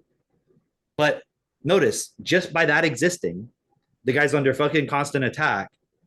And then even if he wants to grow more to provide that service to more people, he has to take money from the system. And those people are going to be like, yeah, by the way, my brother over here, he wants me to make sure that when we do this deal, only if you're going to do this or concede here. Otherwise, you won't get the money and you can't pay your employees this month. Okay, sucks for you. That's how the fucking system works. That sounds a lot like, there was this vice president and they were going to give like $1 billion to some country like Ukraine or something like that. Well, he literally did that. And then they impeached Trump for allegedly doing that. Right, exactly. Remember, there was a whole impeachment about him not giving. And then you listen to the tapes and you're like, he was actually saying like, hey, you guys aren't meeting the corruption standards. Right. And you know what I mean? Like he's holding them to the standard versus like. But Biden was literally participating in the fucking corruption. Exactly. Yeah. And that shows you how it works. You want the money, you do what we say. Right. Yeah. So it's just like you look at how all these points come together. You see, I want to make one more point here. I want to show you this. This is from the Farzad thing. Okay, check this out. Okay. So Farzad is not this person here. He's the other guy who's going to be talking. He has a video where he's like, basically, he likes Tesla. I think he used to work at Tesla as like in the C-level. I'm not exactly sure, like an engineer or something. And he's always making videos about Elon Musk and Tesla and other things too. But I just want to play a little bit of this. Is if your outgo exceeds your income, then your upkeep will be your downfall. And that is what we are doing at a national level with just increasing enthusiasm right now. And there is always a time limitation on how long you can do that for. Yes. And so that's exactly it, right? And so like the conclusion I come to is like, okay, how come when we apply that concept to the individual, which is like the more, if you spend more than you earn, so if what you're paying for costs more than the amount of money you're able to bring in net at the end of the year, which means that to shore up that thing, that difference between how much you spend and how much you earn, you have to either take out debt, or in the case of the United States, you just print money. You just make the money out of thin air, right? How come if we do that for 23 years straight as individuals, we are in financial ruin? We will have too much debt. Our interest payments will be too high. And unless we're able to generate more income over time to try and pay down that debt, or at least have a reasonable ratio, which is basically impossible unless you are like one of the very few people that become ultra successful in a generation, let's say, right? Let's say like you just get to a point where you generate massive wealth, right? So how come for the other 99.9% of the rest of us that thing that we just described ends up bankrupting us 100% of the time, right? How come we're not taking that into account? How come we're not saying like, hey, as an individual, this will ruin me, but once you have a collection of people that come together and form a country and they do that principle, it's actually a good thing? Like, where is it? Like, how come the transit of property doesn't work there? Like, help me understand that. Because we haven't gone bankrupt yet. Duh. Oh, okay. It hasn't happened yet, so it's not going to happen. Exactly. Yeah, of course. Yeah. So that's kind of like where Okay. Now, why doesn't it happen? Why haven't we, meaning the U.S., gone bankrupt? Because we've just been propped up. Yeah. Well, not only do we print more, you're right, but we fucking enforce that our currency is the standard. Right. and we do that through war. Right. Yeah. So it's 100%. like this is the fucking game, and how? Well, that's a rhetorical question. I was to say, how can people not see Well, this is so fucking Well, evil because- and stupid and just like they can't see because we have things like this. That's like this is our media right now. yeah, I Yeah. love it. He tries to tether Harris to Biden, and they're like, she's literally the vice president. Of Yeah, Biden? literally like so where's the tethering? But like it When was the last time you saw Biden do anything? dude, I haven't seen Biden in a Dude. long time. He's been on the He's beach like grammar not even on the his president vacation anymore. time. It's all about Harris. Yeah. It's like, but she's running for vice president, but like we should still be hearing from our president. Right. Yeah. But like Also, it's that's just fucking weird. obviously the media is like, yeah, anyways, forget about that guy. Right. Now everything focus on her, focus on her, focus on her. Check this out as well. So okay, the same media is also bringing us this. So the significance of it being like it's a clear like they're clearly okay with lying straight to your face, right? And at the same time, they're telling you, oh, you know, the food that you're eating is not that bad. They're basically shilling for the corporations that currently exist. You know, Yeah. that's what their whole job is. That's what their whole I job. want you to see this. You saw how that interview happened. They got really popular. Yep, And then what did the media do? Let's create all the perception so you'll stop listening to them. exactly. I watched the same thing happen to Destiny when we started with Destiny. Yeah, Bernard was getting millions of views on the YouTube channel. yeah, And then you see all these articles and all these like haters and the comments constantly and like just like people making videos anti this and all that. It's the same shit. It's like Yeah. so that just comes with the territory. Do you think Robert Kennedy is going to be like, well, if anybody writes a negative article about me, I'm just not going to do this. I'm going to quit. No, you're just going to be like, I don't give a fuck what you say, dude. dude. Even I'm not going to even argue about it because you're just maybe there's some truth in what you're saying, but then you're just lying about shit or you're twisting stuff or whatever. even what Nicole had said, Nicole Shanahan, his running mate, she's basically like, I mean, the amount of hate that I get of like, oh, look, this billionaire who's like, you know, trying to protect her interests by electing Trump. She's like, do you know how much money? Like, first off, nobody is aligned in interests with what we're doing. And so, like, nobody's paying us. Do you know how much of my own money I've poured into this? Like, it's so ridiculous. And yet, you know, this is the hate that you see online. And clearly, you know, some of it is like going to be bots that are fueling the conversation to make other people think like, oh, this is how people are thinking. And then others are just going to be those people that they got duped into going along with it. And, you know, there's people writing these articles that are ridiculous about like the articles are meant to smear, meant to slander, meant to like basically dissuade everybody else from actually looking at the points. And it's crazy just seeing how out loud it is, how blatant it is. Because way back when I was first getting a part of like TechnoTutor, Destiny, all that, those articles to me seemed legitimate.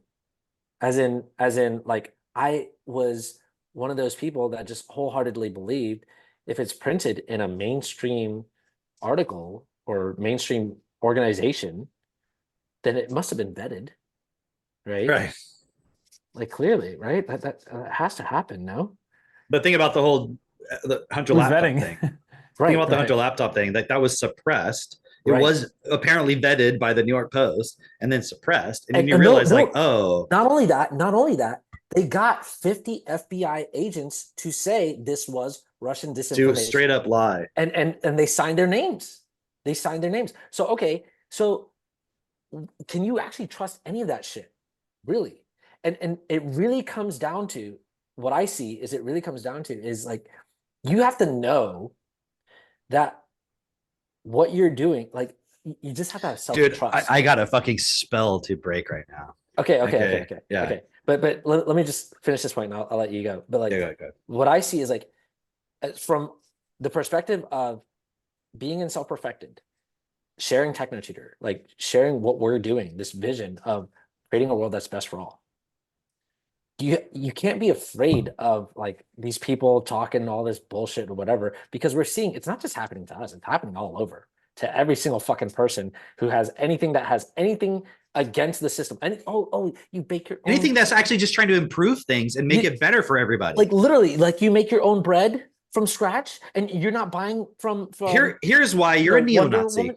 Exactly, right? So it's like you just have to realize you're either gonna fall in line with all that stupid bullshit, which means you're a complete fucking robot and you have no fucking say, no self-direction, and you're gonna feel like shit the whole time, or you can just realize like what I'm doing is best. Fuck all that nonsense. And specifically when it comes to sharing with somebody else who maybe they're totally bought into the mainstream, they still don't see it yet. It's like, okay, but if somebody is, let's use the example of the house on fire. Their house is on fire. You come in and you're like, hey, your house is on fire. And they're like, I was told by the mainstream media that you are a neo-Nazi and that you are gonna say my house is on fire. And I am not going to listen to you. Like, your house is still fucking on fire, and I'm here to save you. They're So- like online. It's like, here's why your house being on fire, it might actually be a good thing. Right. This is fine. This Dude, is fine. that impulse to be like, hey, I'm in the right. Yes, there's attacks coming, but it's because I'm doing what's best. Other people are being fucking evil. That impulse is misdirected into religion. Dude, that Do you see that? Yes. That David Irving interview is actually really good for that, because he's being attacked right to his fucking face.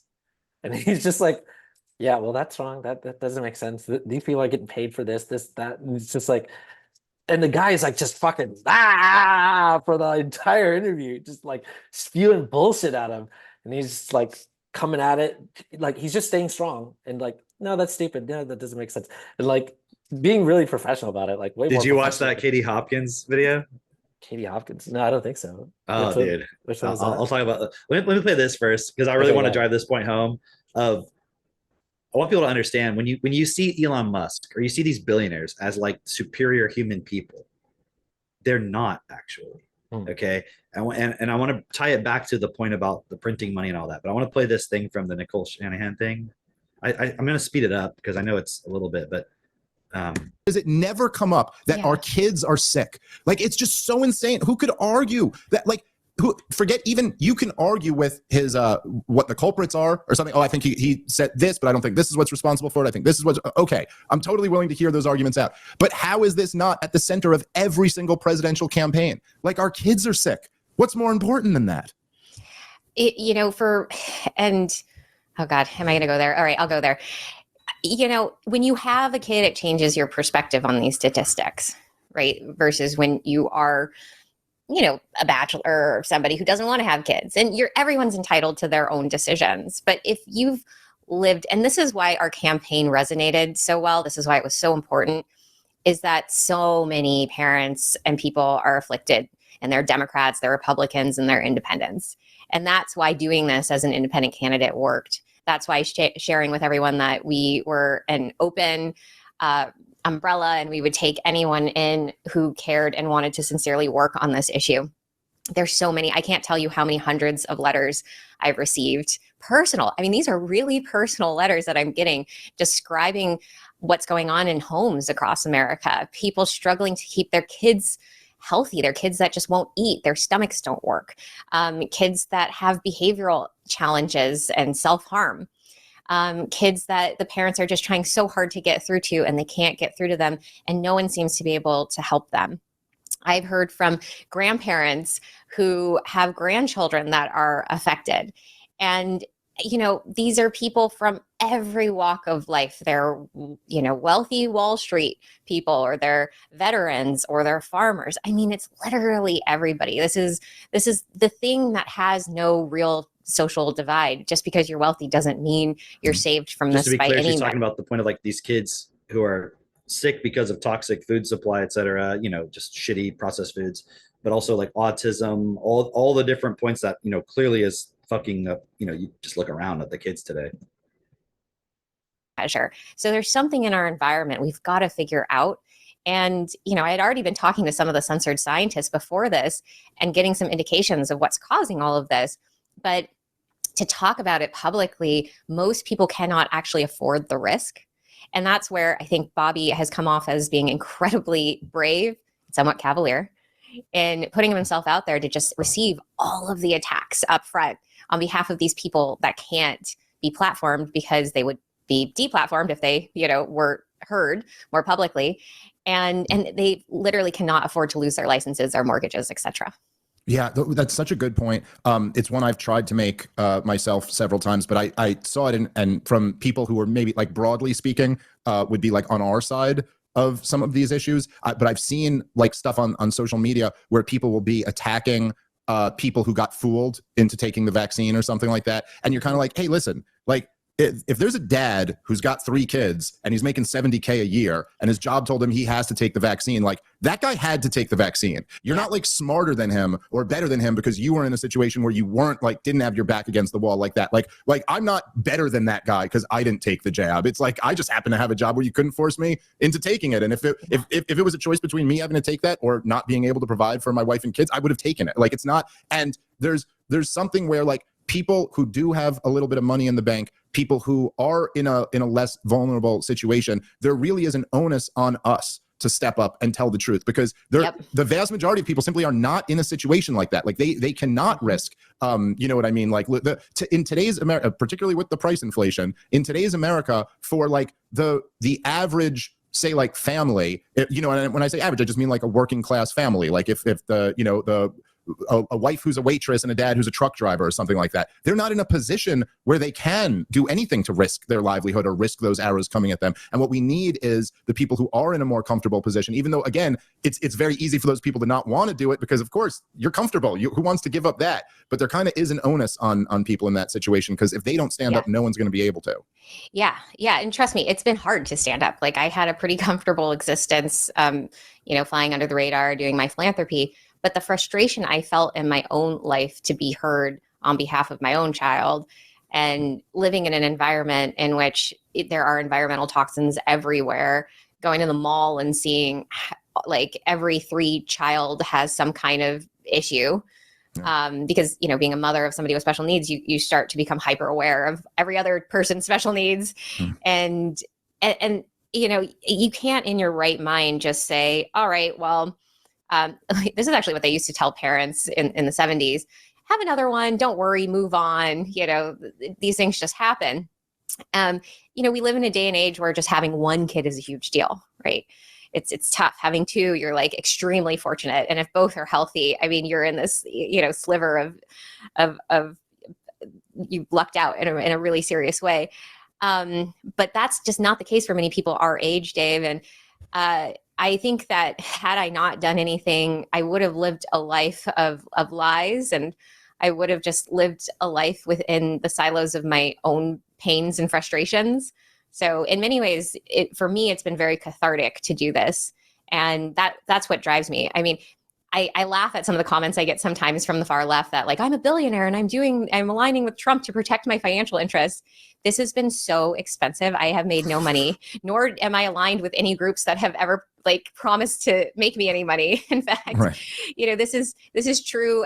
You know, the way that I'm looking at this, it's true civil service. And I think if you do it the right way, you do it 4 years, maybe 8, and then you kind of you got to take a break. Because when you do it the right way and you actually focus on getting the work done, it's super hard, exhausting, and kind of like, you know, it takes a lot out of you, both physically and financially and emotionally. Yeah, well, on top of that, not to mention that, like, as if like the progressive status quo is bad for billionaires or something. Okay, so I just wanted to share that whole point because I know you guys have seen this, right? She also talks later about a cool point of how when you have a net worth of 15 million or more, like inflation and interest rates don't really matter to you because it just you'll always be okay. But just for those who don't know who that is, okay, you might realize that she was the running mate for Kennedy. Robert Kennedy Jr., right? But I'm going to look up her name for everybody.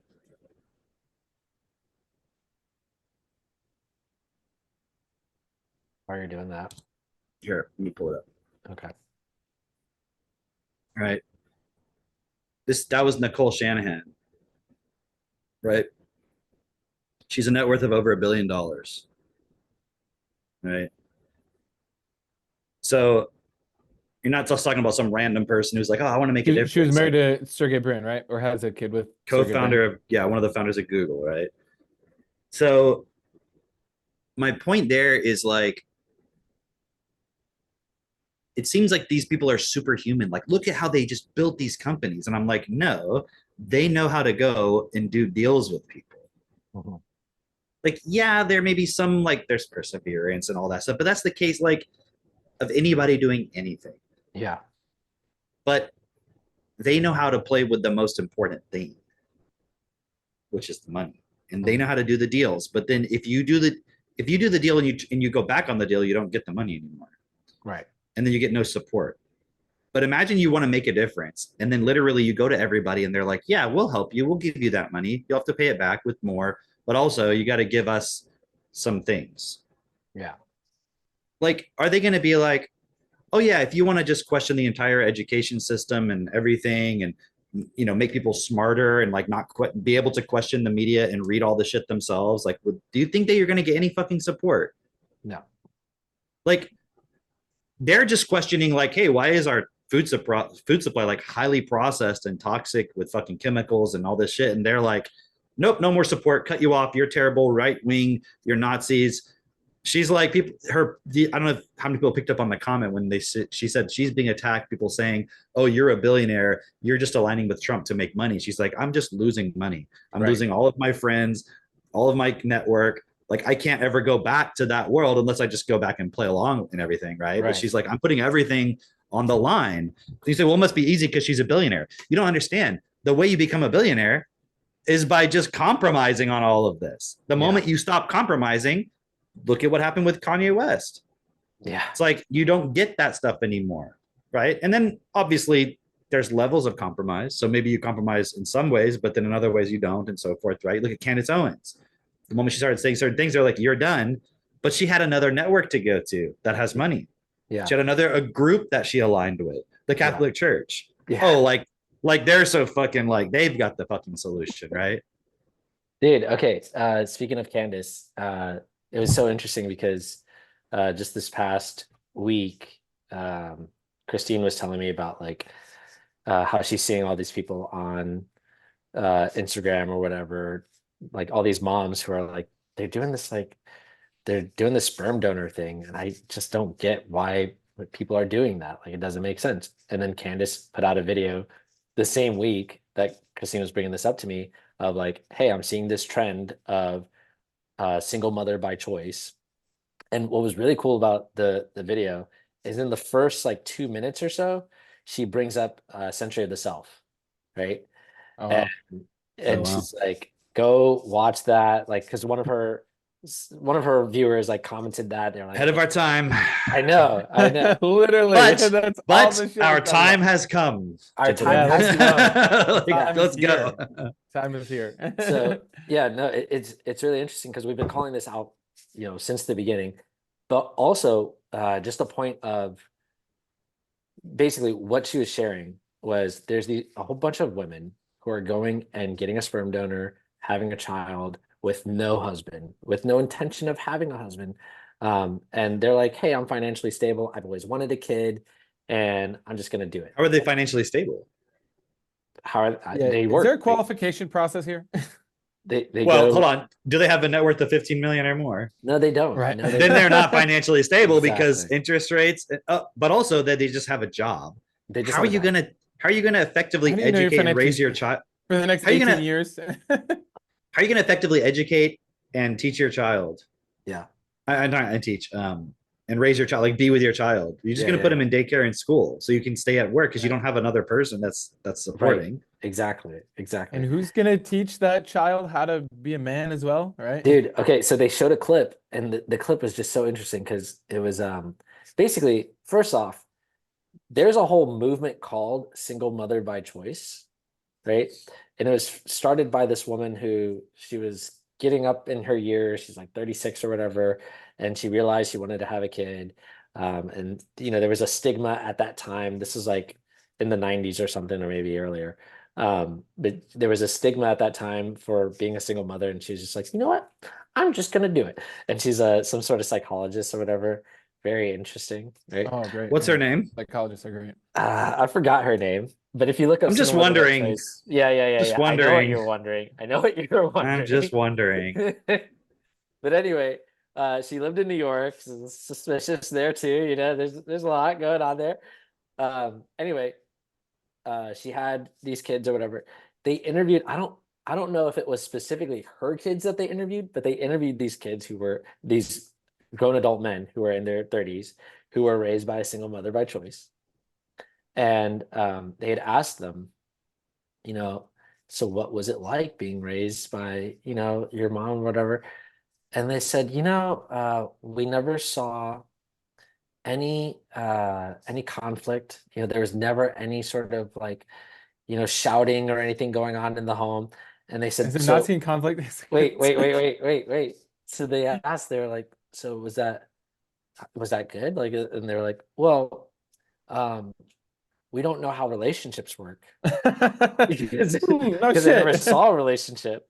And they also said, they were like, we're also very conflict avoidant, I would say, more than the average person, because we don't know how to deal with conflict. Right, because the woman suppressed the men. It was Yeah. two men that they were just like, and Candace's comment to that, she was like, gay.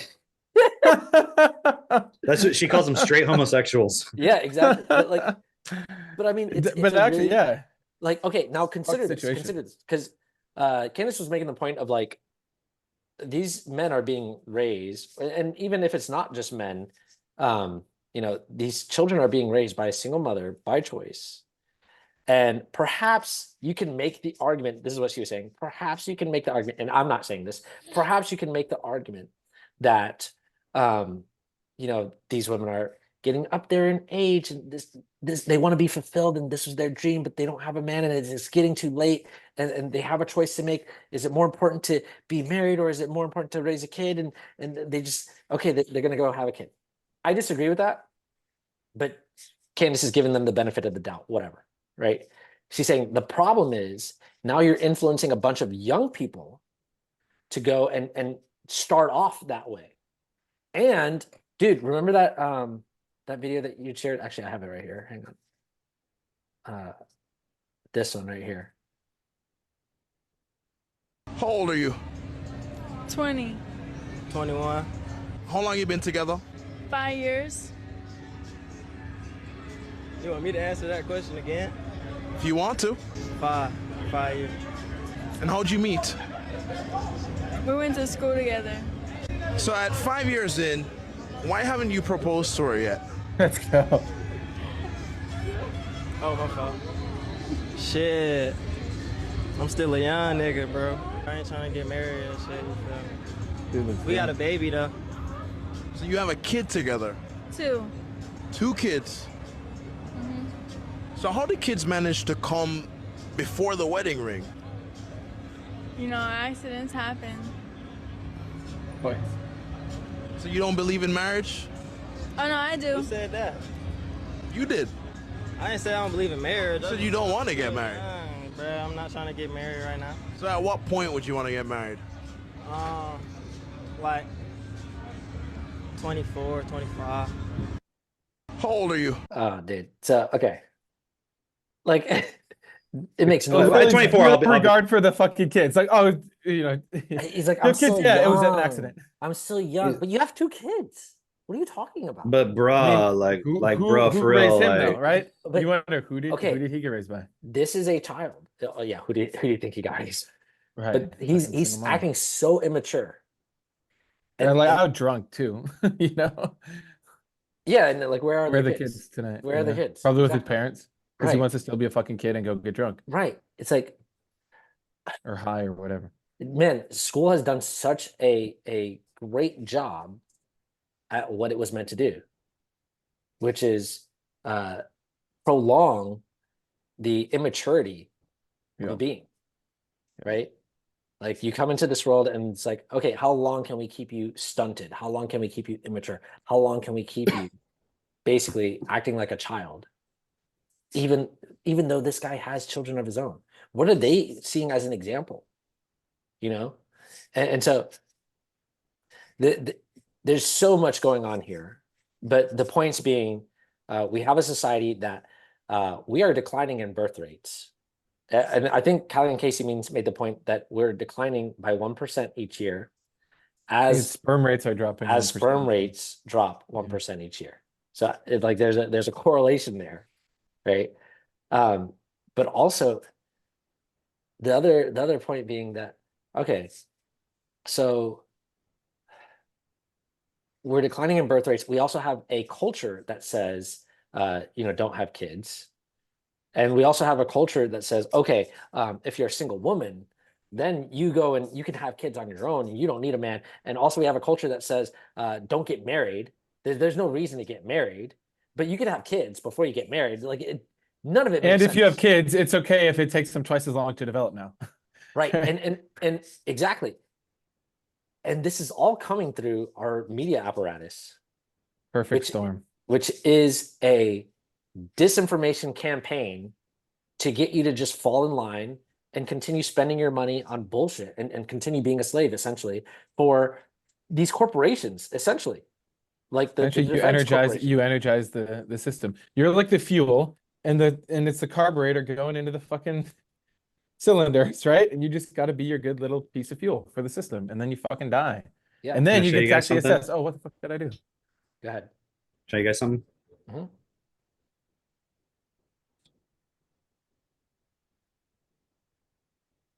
This just came out over the weekend. Oh yeah. Motherfucker.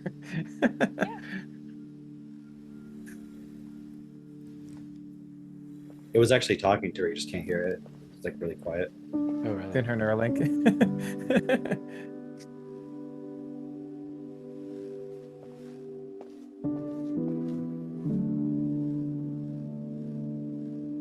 Look, what's it called? Neo Beta. Beta bitch. Man, it looks like it's wearing a fucking tracksuit, whatever.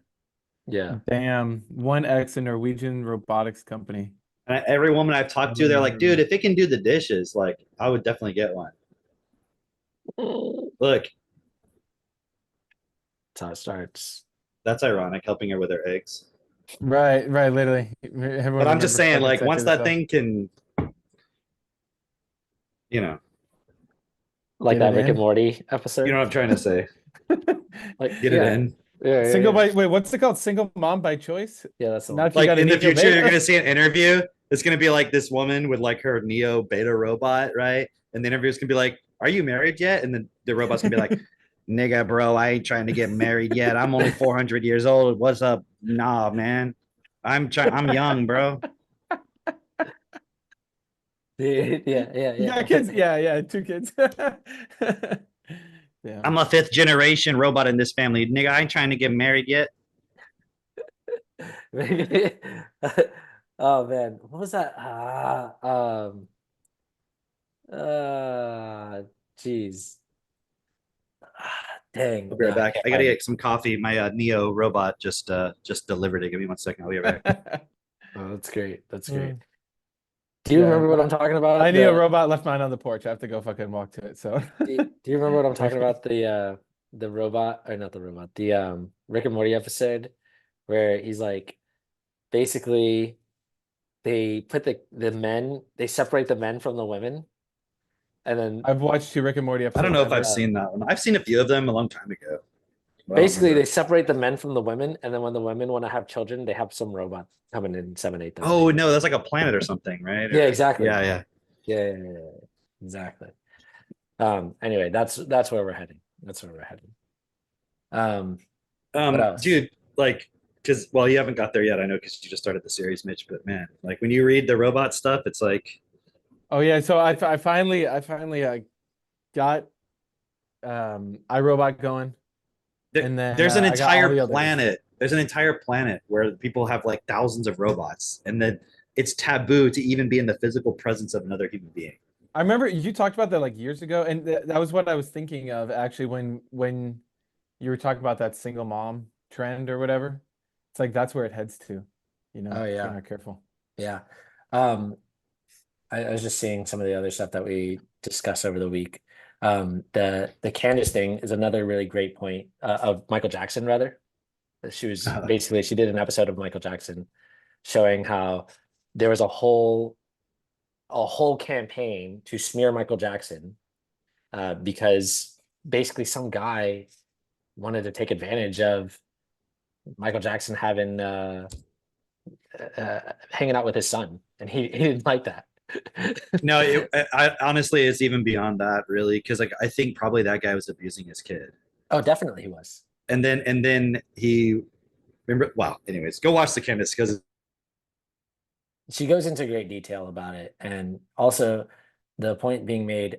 So we had talked about this before. In fact, the same person that Candace brings up, who she's like, "Hey, this guy has a lot of good information on this." That same guy did a whole, I think, 50-minute thing on the whole Michael Jackson case, where he brings up all the evidence. I think I've shared it with you before, like in the past, but he brings up all this evidence of like Michael, the guy having the conversation with the other dad, and saying like what his intentions were. it's one of those things where you're like, look, I know what the media told you, but they also told you the Hunter Biden laptop was Russian Right. disinformation. So do you think that was real, or is that Right. just what you were told? Have you actually looked at the points, or did you just constantly get impulse? So in your mind is this image that has to be real. And it's like, it's no different than Santa Claus. Like the tooth fairy. Dude, I When saw you're a Santa Claus at the child, mall. I when saw you're him at the but, mall. but when you're a child, you're impulsed with these things, and to you it is real. And people laugh at that, like, what? It's not, no, you don't. You remember, like, you believed it was real. Like, I remember that day when I was like 6, I don't know how old I was, 6, whatever, and I got up in the middle of the night. It was Christmas night. Went into the living room. I was sleepy, whatever, but for whatever reason I got up out of bed for some water or something, and everyone was like, and I went into the room and they were like setting up the presents. And I didn't understand that's what they were doing. But I was like, can I have some water? And they were like, oh, Cam, you got to go back into the bed. I remember I was at my grandparents' house, and there was this sliding glass door that went out to like the patio. And they were like, Santa Claus is out there right now. Like, don't let him see you. He's bringing the presents in. Because I guess they were trying to explain what they were doing, even though I didn't even realize what they were doing. And I just have that vivid memory of being like, holy shit, dude, he's like right there. That's crazy. It was like, it'd be like if, you're like, what? Michael Jordan's right outside the door. What? Like, you'd be like, what? Can I go see you? Yeah. Like, this is crazy. It's like, okay, and the excitement and everything. And I'm like, that's actually just abusive. It's like no wonder I was so retarded. Dude, okay. So the point of it being abusive is like, it's interesting when you can open your eyes and actually start to see all this stuff of how much we've been lied to for how long, for so long. Like that point of, so Candace is bringing up the ADL is attacking her now. And somebody had shared with her, hey, a journalist shared with her, like, these are all the talking points that people have to use against you and your family, which also coincides. To call her all our advertisers and shit. Right. Yeah. And call her advertisers and say, hey, this person's anti-Semitic. Are you still supporting her? Wow. Oh, well, we're going to have to do something about that. And like, they're just showing like, we will attack you. We will. And it's so interesting because, okay, that worked actually on YouTube because she did a manual review of an interview that she had with Tristan Tate through YouTube, and YouTube said, hey, we approve this. Everything is above board on this interview. We're going to leave it up there. And literally then this campaign happens a week later.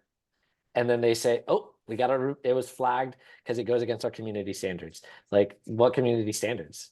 What changed from a week ago that you reviewed this manually to today? And it's literally just a bunch of people reporting it because of this campaign, because of the ADL, right?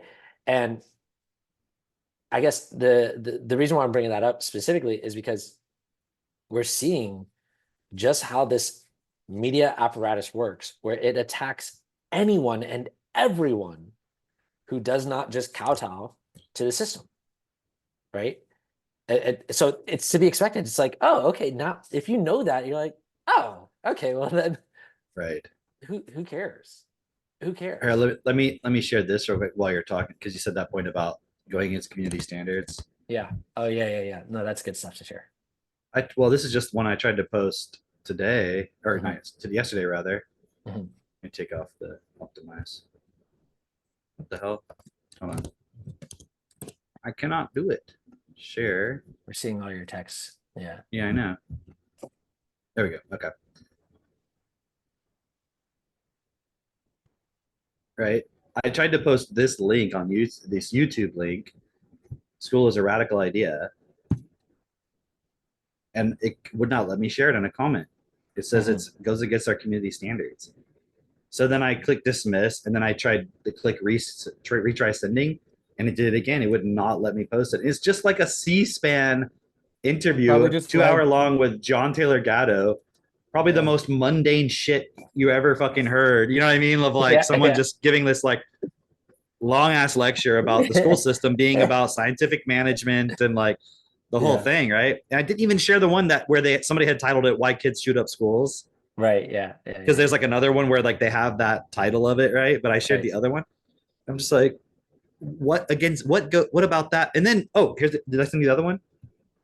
Which one? Hold on. Let me pull up that one real quick.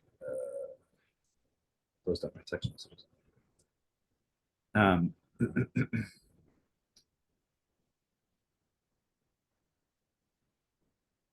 You had this one where it was just like all the things that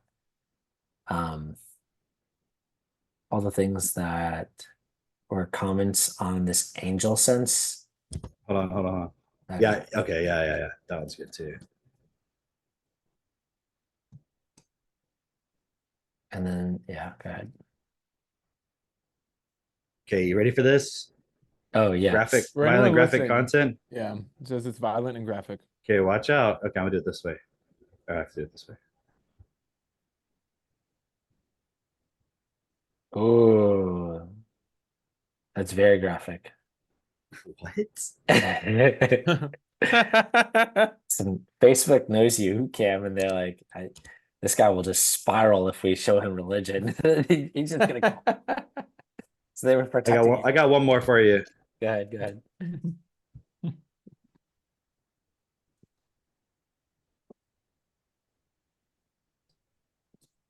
Yeah, what does this mean even? What are they trying to say?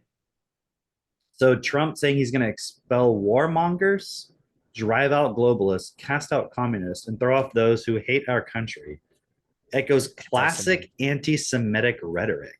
What the fuck does that like? Are you serious? So you're saying that? Okay, maybe it does. So wait. Is the alternative? Is the alternative that to be in bed with warmongers? and what if there actually were real warmongers and communists and stuff that you actually needed to call out? Now you're saying we can't because like how will we know when it's anti-Semitic versus it's real actual calling out a warmonger? Like, so a warmonger, if I say there's warmongers, like we need to get rid of the warmongers. Like, damn, you're being really anti-Semitic right now. I know. Come on, dude. Like, they're obviously the warmongers are a protected class. But imagine it's like trying to argue like how, what can I say? It's like you're playing poker and the other person bluffed and won, and you were like, dude, you were lying the whole time. And they're like, yeah, that's bluffing. Yeah. And it's like, they know. Dude, actually, they know what they're doing. So, but everyone's so fucking cowardice about like, well, I don't want to be called an anti-Semite. It's like, what does it matter what you're called? Are you calling out something real? Like, that'd be like saying, well, you can't call out somebody who ran over somebody from drunk driving because that's what they would say about people back in the day when they were really being racist. And I'm like, okay, so I'm just never going to say anything about people running over people with drunk driving because I might be considered, but I'm not doing that in this case. I'm calling out something real. Did you see that that X post of the doctors with the guns? Did you see that? I didn't understand that. Okay. I don't know what that was. I'll tell you what the story is behind that. Apparently, some Israeli soldiers dressed up as doctors and then went into some hospital in Gaza and shot people up. And it's just like, okay, if you... I don't understand. What's surprising about this? Isn't that just what they call like a military operation? Exactly. It's a war crime. It's a war crime. You know what I love about it is like there's some people defending Israel and being like, we're under attack by the Muslims and it's actually they actually are terrorists. And I'm like, dude, you're all fucking retarded. it's insane, you know, when you actually see, okay, in the media, what they're saying is just this is all so horrific and blah blah blah. But man, that point that you're making of like bluffing, right? Yeah, Did the you- media knows they're Yeah. lying to you. Like, Did you watch that? Did you watch the interview? Malcolm, what is his name? The guy who's always talking about being like building your own cult of your own family and like. doing oh, on that purpose. yeah, I know you're talking about. Yeah, The weird He's- people with the autism. yeah, The guy with yeah. the wife? Yeah, the guy with Yeah, the wife. Talks about yeah. the weird like robot fucking external wombs? I do. I don't know about that, but they Oh, talk. yeah. Remember they did the schizophrenia and like autism thing that one time. Yeah. They have like they Oh. wear the weird glasses. Yeah. Yeah, I don't know. I think What'd you say? External wounds? Maybe they Yeah. talk wombs. Wombs? Oh, external wombs. Oh. I don't remember them talking about that, but yeah, maybe they. No, but they do what- talk about like what's his last name? I forgot his last name. But they do didn't know talk his name about was like Malcolm. fertility and Guy whatever. with big butt. Yeah. In this one, he was talking about because they're you know what's the general consensus is that Ashkenazi Jews are more intelligent than everybody else, right? Oh yeah, And yeah. he- I didn't watch that one. Yeah. Okay, so he goes into detail about it. It's actually a good one, but he's like, this is in specific markers for verbal acuity. Like Oh, it's not all specifically- intelligence. No. Yeah, I mean that should be obvious, but yeah, okay. Okay, but he's like, but the way that it's portrayed is as if it's like, oh, they're just more intelligent than everybody else. But it's specifically in like verbal acuity. No, you're really And- good at twisting words and chatting Yes. people with words. I Yes. know because I'm apparently 3% Ashkenazi Jew, so I've got 3% of that. Now I know why my whole life everybody said you're so smart. And I'm like, how do you know I'm smart? I've never done anything. It's like, well, Right. the way you talk, I'm like, oh, interesting. But okay, but they say the Like reason Cameron's like, we only need 3%, guys. I'm like, guys, I'm not that smart. They're like, yeah, well, you are. I'm like, no, I'm not. Like, how do you know if I'm fucking smart? Well, the When way he you lays talk, I'm out- like, that doesn't mean anything.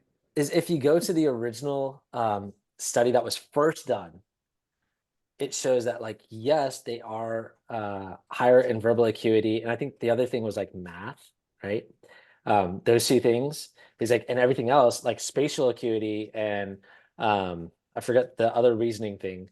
It was like they were lower. Oh, and it was basically like if you wanted to get one of these people who like scored really high in the verbal acuity, if you wanted them to like persuade you on something, they'd be top notch. They would persuade you 100% of the way.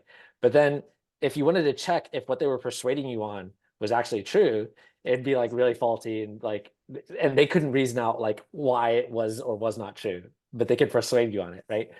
And he was saying like, so when they showed that original study, they scored really high here and below standard, really, really low here. And so the guy who was doing the study was like, when he saw that, he was like, oh, okay, well, there was something wrong with the study. We need to redo it. And we're just going to check on the things that we scored really high on. Dude, Like- hear me out for just a moment. This is like describing like women. Like they're great at arguing in the Yeah, yeah. sense of like persuading you and finding all the points to get you, but not the actual logic of what you see what I'm trying to say. It's more Yeah, about the yeah, way yeah, you're yeah. because they're trying to win the argument. Yeah. This is, and it's the same thing. It's like when you watch the Rabbi Barclay with Candace Owens. Oh, right. Oh, What my he's God. saying doesn't actually make sense. No. But he's able to bring like there's some parts that there's a logic to it, but then it's like, but it doesn't matter because the moment you challenge the logic, they switch to another point. Would they? Right. Oh, sorry, I mean they. Jesus Christ, I meant he. He switched to another one. Okay, all right. So check this out. So the Malcolm guy was making this point of like they're not actually smarter than other people. They just are really good at words. And then he was saying, but then why are they in all these positions of power? And he was trying to make this point. I have And I the could- answer, but go ahead. He was trying to make this point of like, and I could see the validity of this, but I thought it was interesting because he was like, it's not because it's just a group that looks out for themselves, because there are other groups that look out for themselves. That's what groups do. It's true. Um, yeah. And he's like, but and it's not just because our world just runs. He was saying it's not because our world just runs on how good you are of a talker or whatever. But he's like, even within our circles, like, oh, he said this really interesting thing. We create these parties and we invite people. He's like, I don't have friends. This is what he said. I don't have friends just to have friends. I have a purpose and I'm trying to make a difference in this world. And so the people that we invite around us are people that I think would be useful for that purpose. Like maybe they have some sort of position of power or they're really skilled at this or that or whatever. And those are the people that we invite to our parties when we used to do parties. And he said, like, more than half of them would be Jewish. And it's not like we were seeking out Jewish people. It just would always take place that way, where sometimes we would play this game where we'd have a party and then just by chance we'd say like, okay, raise your hand if you don't have any Jewish, heritage within you or anything like that. And he's like, sometimes there'd be like just 3 people who would raise their hand out of a party of like 100 people, like, and he's like, wow. and 2 of them were me and my wife, and so it's anyway. So he was making this point of like, part of the reason why he thinks that the Jews are so like in these positions of power and things like that is because when you look at, okay, what is happening in the Jewish culture that makes them go out and say these things or whatever. He's like, part of it is, you can imagine, he uses the example of a wasp, right? White Anglo-Saxon, whatever. Oh, I literally started thinking about wasps. Protestant. There you go. Seriously, I should know that, but I know that term, but I'm like, there's so many wasps Gotta over do a here. word web on wasps. But he's like, if you think of a wasp, and their culture, it would not be cool for you to write an article that flies in the face of whatever institutions, the academic institution or something like that. It would not be cool. And you'd be looked at like, oh, you're hurting our community, you're hurting our name or whatever. He's like, for Jews, it's not the same. He's like, because they have this culture where it's almost like cool to do something radical or humorous or, and so there's a risk taking that's involved there that other cultures don't have, that they look down upon. And that was his reasoning for why there are so many Jews within positions of power, is because it's not anything nefarious or anything like that, but rather because they are more willing to take risk and they're rewarded within their culture to take risk of like, oh yeah, that was great. You said that thing and it got that reaction out of somebody. And he's like, that's why there's so many Jews who are comedians and so many Jews who, they have these weird positions where they're like very vocal and they get that attention, and that's why they win. That was I'm sure there's some element of that in there. Yeah. But I don't think that's the whole story. I don't think so either. It's like there's and I mean, just for the sake of being careful with my words, it's not only Jewish people that do this, but there's a certain point within, I mean, the reality is it's all human beings, actually. It's just different levels of it. Mm-hmm. Like human beings are whatever the people who are trying to stop anti-Semitism claim that anti-Semites believe about Jews. Okay. Which is that they only care about their group. They're greedy. They just want power. They'll destroy anyone. They don't care. They believe they're the chosen one. They're special, whatever. That anti-Semite summation of what they believe Jews are, that's human beings. Yeah. Currently. You know what I mean? So it's kind of like trying to call out the one particular most extreme version of it is inhumanity. It's the same thing when you like blame the politicians for shit or you blame the elite. I'm like, dude, do you have internet? You're elite. You could be some poor black guy barely making, $2,000 a month. You're elite. When you compare it to the mass of humanity, and then if you take all of humanity and compare it to animals, even if you have a human body, you are elite. Yeah. Okay. Now, you're in a system that's fucked and everything. You have no power within it but it's just levels. Like if you're a cow, you can't do shit. You physically cannot do anything but eat grass and shit. That's all you can do. You can't do anything, but a Yeah. human being can do stuff. Yeah. And it has to be supported and educated effectively. So obviously that's what I'm saying. There's levels to it. But what I was trying to show earlier is the problem with the Jew point, and again, it's not just Jews, obviously, but it's like in our culture, in our current discussion, it's just represented by that point. Mhm. It's really the point of, I want power and control at all costs, and nothing else matters. That's the actual problem. It's not about Jew. It's about, I want power and control over reality and others. That's human beings. But then within human beings, we have, if you go back and you watch the 8 steps of process or 8 stages of process, they talk about the self-deceiver. Mhm. That's the point. You create systems to trap other people. Now, here's the question. Within everybody is this point of greed and self-interest, yeah? But what is it that makes us different than animals? Yeah, we have human physical bodies, but even within that, how do you program the human physical body to be able to do or not do something?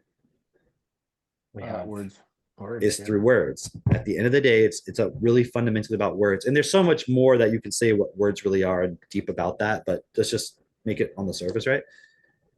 So you can have a human being, like imagine you can have some big, strong dude who's like physically capable and beat him down mentally, self-esteem wise so much that he'll never do anything. Because you're using words a certain way. All the men in America right now, that could be out. Right, but it's like the way he perceives himself and thinks and so forth, right? It's like control through words. So if every human fundamentally is self-interested currently, because that's what we've accepted about ourselves, that's why we're in human physical bodies, to process this point. The ones who get the genetics and the environment that makes you really fucking good at words, you're going to be the ones that are able to manipulate and deceive everybody else. You see, that is the problem. It's not about, well, if there just weren't any Jews, things would be solved. No, it wouldn't. There'd still be tribalism. There'd still be wars. There'd still be fighting and stuff. It wouldn't suddenly be great. And this is the problem with going on the anti-Jew point as a primary point, as if it's some kind of solution. It's not in itself any solution. Right. It's not addressing the fact that the human being needs to fundamentally change. It does pose a challenge, but it's not because of anything other than that individual person accepting and allowing a starting point of inequality versus equality. So if there's going to be any alternative solution other than war, fighting, etc., the only other solution is enough individuals stand up to support everybody else to educate themselves and walk that process of realizing the equality that exists actually in fact, and putting systems in place to recognize that. But Like the why we say idea that, yeah, it's like self-realization at all costs, right? Because the alternative is, oh, I need to win at all costs and just survive at all costs, versus self-realization at all costs. and see, and this is the part that people, when they're talking about negatively about Jews, that's the part that they're attacking, is that win at all costs no matter what. But I'm saying you can't just project that out onto one particular group, because we're all doing that at all kinds of levels. Christians do it. And you just have this other belief system that you're saved by Jesus at some point. It's the same thing. Like, whether you believe every year God forgives you of all your sins and you can just do whatever the fuck you want again because you're going to be forgiven, or you believe at the end of time, the end of your life, you're going to be forgiven. What's the fucking difference at the end of the day? You're not changing the system.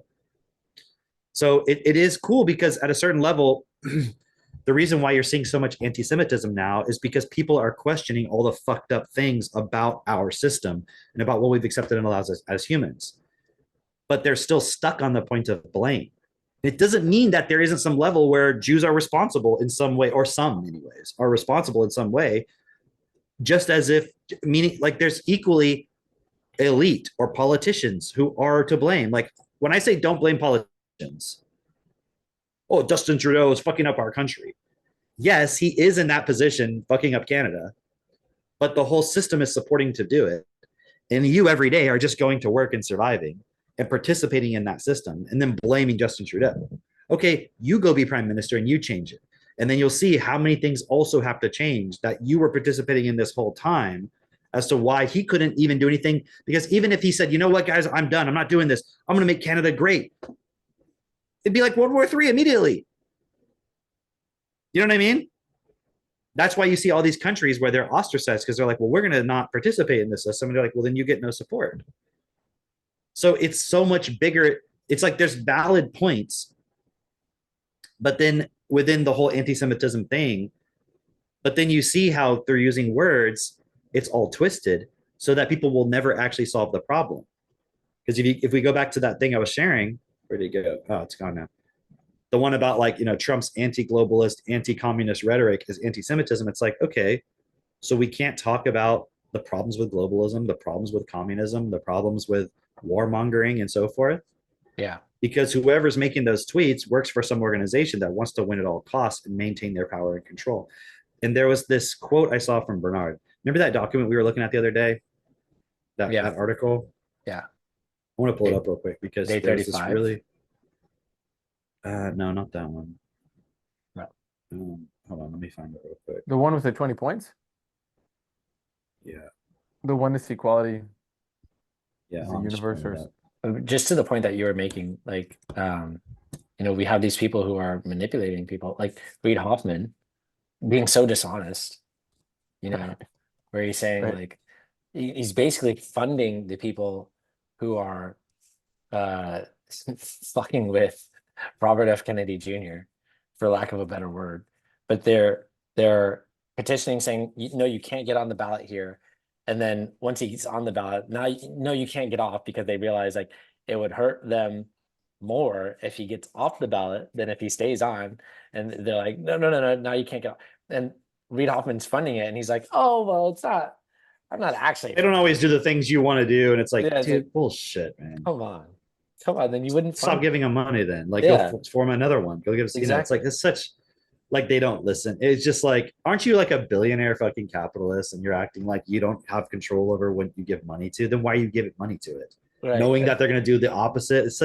It's just like, but that's how it works, isn't it? Well, Yeah. I can't control what they do. I just gave them the money. Like, that'd be like the pharmaceutical companies going like, well, a lot of times the news, they just talk shit about the pharmaceutical companies. There's nothing we can do about it. That's not how it fucking works, dude. Bullshit. Here, this part. Okay. All right. Number 12. I mean, dude, this whole thing, people, you got to read this. The future of heaven and earth and the universe. It's so good. I'll drop the link. Yeah, you can throw it in there. The creation of the human race was the work of a group of beings called the Anunnaki, or as the Bible referred to them as, the sons of God. Bible confirmed. When the sons of God had intercourse with the daughter of earth, the human race, with the current DNA structure we understand, came about. The human was created as a slave race for the sons of God and man that was in the heaven and dimensions. For those of you who are like, this sounds crazy, I'm like, go read your own fucking Bible, you retard. All right. All what we understand as our life today, from the food, grains, etc., and our systems of society and civilization, our religions, cultures were introduced by the Anunnaki. So stop blaming the Jews. Okay? It all comes from the point of where we originally come from. What the Anunnaki did not realize was that the law of equality will always prevail. And they were trapped in their own creation and lost their creative abilities to a great degree. The Anunnaki was lost in greed and power. In this part. And greed and power always lead to forgetfulness and always trap the participating creator. They are no longer an influence in creation. This is the point. You can't blame anybody because they're lost too. Like what Nicole Shanahan was saying of like, she's a billionaire. She's got a special needs kid. I don't know the whole story behind it, but I think her assumption is that it's got something to do with the fucking toxic environment, because why are so many people having so many fucking autistic kids, blah, blah, blah, blah, right? And she's like, as a billionaire, I can't really protect myself from this toxic fucking environment. Who created it? We all did. But I mean, you could blame the billionaires. Like, I'm not saying it's her fault personally, but like, she has $1 billion net worth anyways from the system that created that. Because how did people amass the billions of dollars? By creating this shit. Right. Like it is all those billionaires you look up to have created the fucking mess we're in. And now when one of them tries to stand up, they can't. Yeah. Because like everyone else is like, no, you don't fucking say anything. We got to keep it going. I'll lose power and control. And it's like, do you see like how the whole thing is so fucked? And that part where it says, because of the greed and power always leads to forgetfulness, and it always traps the participating creator. Yeah. I was like, wow, this is what's happened. We've all become trapped. This is why it's so important to accept destiny. Because any other, you want to call it belief system that you accept, is lying to you that there's a way out. There's no way out of this other than us standing up as equals and changing the system and doing what's best. It's like maybe there's a reality, there's a level of reality where heaven exists in the real sense of the word, where it's like you can kind of just have amazing reality for yourself experience. We're locked out of that, whatever that is.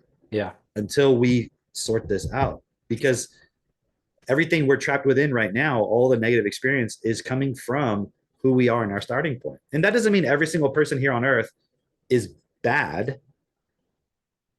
But if you're not bad, then you should be standing up and doing something about it. Yeah. And not making any excuses. And that's our process. Each of us, myself included, is to keep going through the layers of what are my excuses? Why can't I go further? Why do I believe I'm not able to say something, do something, etc.? Yeah. You know, and that's like, even doing this is part of our responsibility. It's like we're not making this podcast to fucking get followers. We're doing it so we can stand clearly and be like, push the limit of like what we can share and support people with. People are not going to like what we have to say, right? But it's okay, because if we try to make what we're expressing palatable to the mainstream, it's not possible. No, because for the mainstream to accept it, they'd be like, no, you can't say this, you can't say that. Right. So Candace Owens can toe the line. Or somebody else. And then it's like there's levels to getting to where we're at. Yeah. So the other point is, that's why you have to go directly to people. And that's what we're always impulsing within our group of like sharing people one-on-one. And so you're just seeing everything more and more. It's like this virtual reality that's being created through the internet. You won't have a say. You didn't create it. Right. But now notice what's happening. Why was the internet created? It was created through DARPA, right? Yep. And now hasn't it come back to haunt the creators? Yeah. Because now they're like, God damn it, everybody can talk to each other and we got to try to find a way to censor it and everything. And it's like, everything you do now to try to censor everybody, they're like, it's making them wake up more. Right. But the thing is, waking up is not good enough. When you watch The Matrix, it wasn't like you take the red pill and now you're in heaven and you're like, oh, cool, I'm out of that bullshit. No, you're like, this place what the fuck is this? What is this bullshit? You're like, yeah, I know. You see, we got to get everybody out of the fucking Matrix and help, like, you know, make the actual Earth better. Because then you see the reality and you're like, oh, fuck. Like, the reality of our Earth is, dude, we're poisoning the fucking land. We're poisoning the sea. We're putting in systems that make it impossible. Like, even a lot of the negative shit happening weather-wise is because we're desertifying certain things through the way we're farming and taking out, you know, like taking out the nutrients from the crop, from the topsoil and turning it into fucking sand. And then it's blowing around and changing weather. You know, it's like all this shit you can learn about. But even just knowing about that one thing, even just knowing about the food issue or the pharmaceuticals is not enough, because it's all being, all of it is being made possible by a money system where if you know how to use words to trap people into systems, then you can win. And that's why you look at someone like Reid Hoffman. I wonder, you know, I wonder what his verbal acuity is. But you see, like, the way they argue, it's like, it's not about, okay, I have a principle that's best for all, and let's get to the bottom of this point. It's like, yeah, but that thing you're talking about, I could just, you know, over here, and then go on this next thing.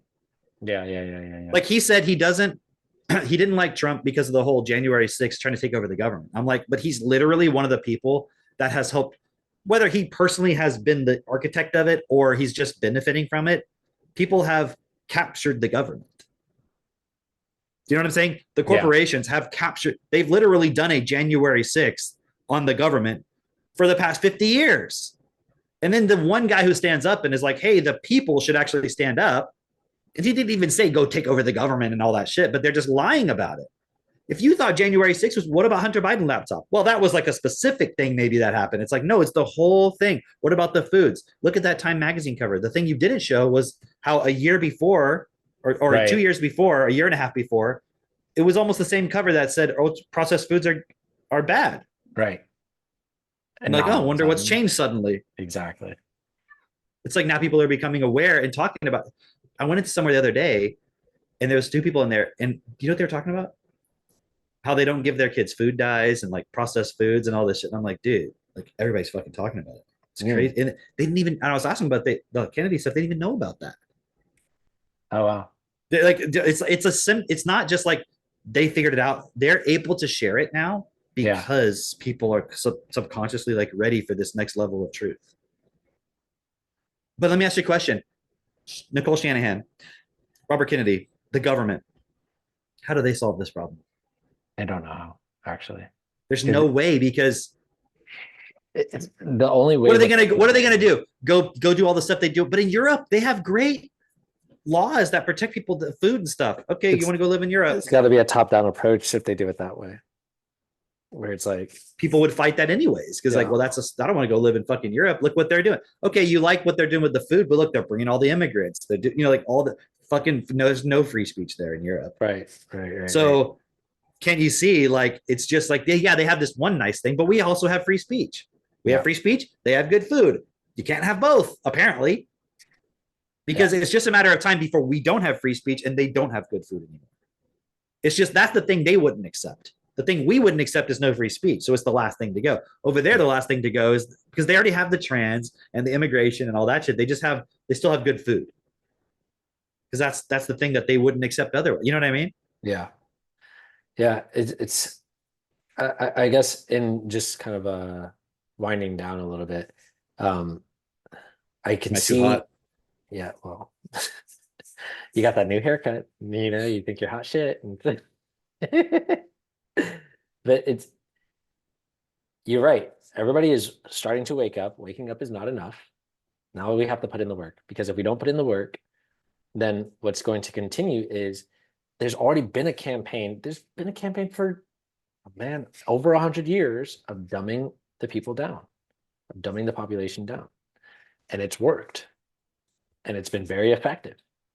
And if that continues, and even if it doesn't continue, even if we just stay where we're at right now, people are too dumb because they don't know, going back to what you were saying earlier, they don't know how to fix their own things, like their own plumbing. Like, okay, think about it this way. People would see you today and like, oh, you did this plumbing, you did this thing with your building a refrigerator, you did this thing with your ATVs. You're just a really handy guy. Wow, that camera is just really handy.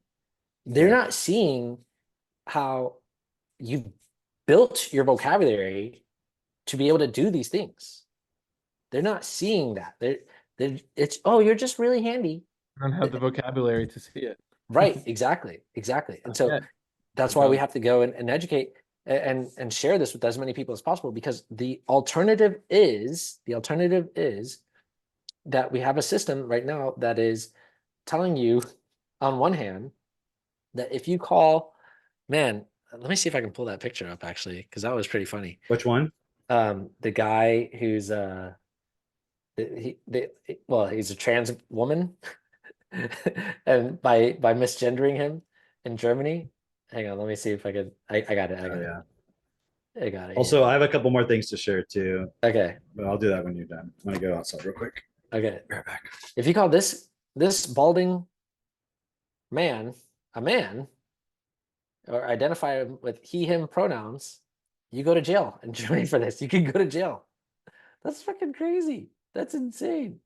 They face a 250,000 pound or euro fine, or even jail time for misgendering this guy, right? The other one that I thought was interesting was hey Jess, this other one here. Did you see this, Mitch? Please tell me you saw this. I thought this is insane. The two women that This one, yeah. Yeah. This okay, I'll just read it to you. Ready to hear something completely insane? Female porn models have realized that trans porn is such an incredible cash cow that they're now pretending to be transgender.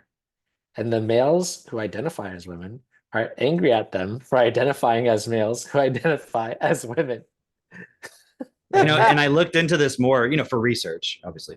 Yeah. I was like, what are these transgender porn sites? Like, where are they? So I can make sure I don't ever look at them. What is the actual URLs of these? Yeah.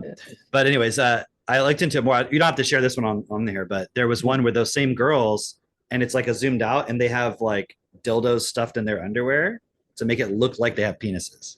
Yeah. So, and I was looking at the comments and stuff and looking at the accounts that are commenting, like they're actual trans people who like have OnlyFans and stuff who are mad. It wasn't just like a meme. Like I thought maybe it was just like a joke somebody was doing, but like I was looking at the actual conversations and stuff, and there are people who are getting pissed about it. And I'm like, so you can be a man pretending to be a woman, but you can't be a woman pretending to be a man who's pretending to be a woman. you got to be like really pretending, not like You gotta like really be just like you got to one level away of pretense. You can't be 3 levels of pretense. Yeah. Like, hey, you can't pretend to be trans. Yeah. Huh? Genuinely think that you're a guy. You can't pretend. Yeah. Just You are a wanted guy. to come say hi to still vouch for the 2 people in a relationship thing. Yeah. And not replace the wife with the robot. This is homemade from her, even though we got a new baby. Robot Nice. can't do that. No, a robot cannot do that. Okay. Imagine if he came into the world just with a single mom, how much different his life would be. Yeah, Right. it'd be terrible. You know, that being said, doesn't everyone have a single mom? Yeah, just I only one. have one mom. I Wow. also Hopefully. Like, you can't have more than one. yeah. Wow. Although when I was a child, I did think I had 3 moms, but I realized as I got older that I only have one. Right on. Okay, let me share these guys. I'll share a couple. Okay, this is all AI stuff. I didn't know you could wave already. Damn. All right, where do I want to go first? Let me just play some of these. I'll just play this one because I thought it was crazy. Oh You guys yeah, see this one? yeah. That's a good one. Is it optimized? Hold on. Just the sounds off on it on the actual Instagram post itself It's okay. or We whatever. It don't, is. we don't need that sound. Oh no, the sound helps. Where is the sound? It's like covered up. Okay. Upper right. Dark of night, the stars light up the sky. We see them flying free. That's just like you and me. In the Just the way What that the kid is looking at him. The way the kid looks at him at the end is just like, Yeah, I wish I could. Yeah, I wish I could be in scroll, this. but no. yeah. He's got like Louis Vuitton like vest and shit, and like what The the Jordans. fuck is this? The- What is he like in look some at the Rolls watch. Royce? Some Yeah, fucking like- So ridiculous. what is this? Dude. Hold on. Okay, so just a couple of things. So there's that. A fucking can of juice says best on it. That's like what the system's like. Yeah, is this the best right here? All right, check this out. Oh yeah. This is AI. You turn the sound on. No, There's there's no no sound. sound. Oh, wow, But look at that. that's crazy. That's pretty And then impressive. check this one. I saw this. The other today. one, this one's even more impressive. You know, it still sounds a little bit AI-ish, but this is just the beginning. Yeah. Hey, I'm going to show you how to bring an AI influencer to life in a flash. Follow me and you'll love discovering the complete workflow to achieve it. Hey, I'm going to show you how to bring an AI influencer to life It's in crazy a or flash. what? That is Follow really me crazy. and you'll I'm assuming that's an AI video too. I don't know for certain, but No, if you scroll down in the thread, he says how he created it. oh, they did create an image. Okay, cool. Yeah, I Yeah. wasn't sure. He uses Runway. He does this thing for consistency. And yeah, it's all AI. So I just want to share some of that because like it's just when you can process it's which is not some special ability. It's just not You know what it Yeah, is? these are It's fucking like techno-tubers. it's like if your camera on your phone was covered in like smudged up with dust and stuff, you just can't see anything. But when you're able to do this and get it all wiped up nice, you're like, oh wow, that looks great. Like watch. It just looks better. Wow, you look great. Wow, Okay. now my haircut Did looks you really get a good. haircut, Cameron? Damn, I Yeah. just noticed your haircut. But you know what I'm saying? It's not about like some special ability. This is something everyone should be able to do, is just see reality and use common sense. Yeah. But our vocabulary has been so fucked up. Like the Reid Hoffman thing's a perfect example, because you're like, that guy's supposed to be smart. Why can't he see like obvious stuff? Like, come on, dude, the January 6th thing, like you're upset. Oh, what was the other thing? When he said Trump called the whoever in Georgia and was like, find me 12,000 votes. Yeah. But like when you look at the context of what he said and everything, it's like he wasn't telling the guy go manufacture 12,000 votes. That's Right. not what was happening. Like, imagine if I was like, hey, I know you cheated, so I need to go back and count all the score and go back and double check the score, because I just need to get 5 more points and I win. Yeah. And I know you cheated. So if I can just find 5 more, I know you cheated even more than that, but if I could just find 5 more points and show you where you cheated, I would win.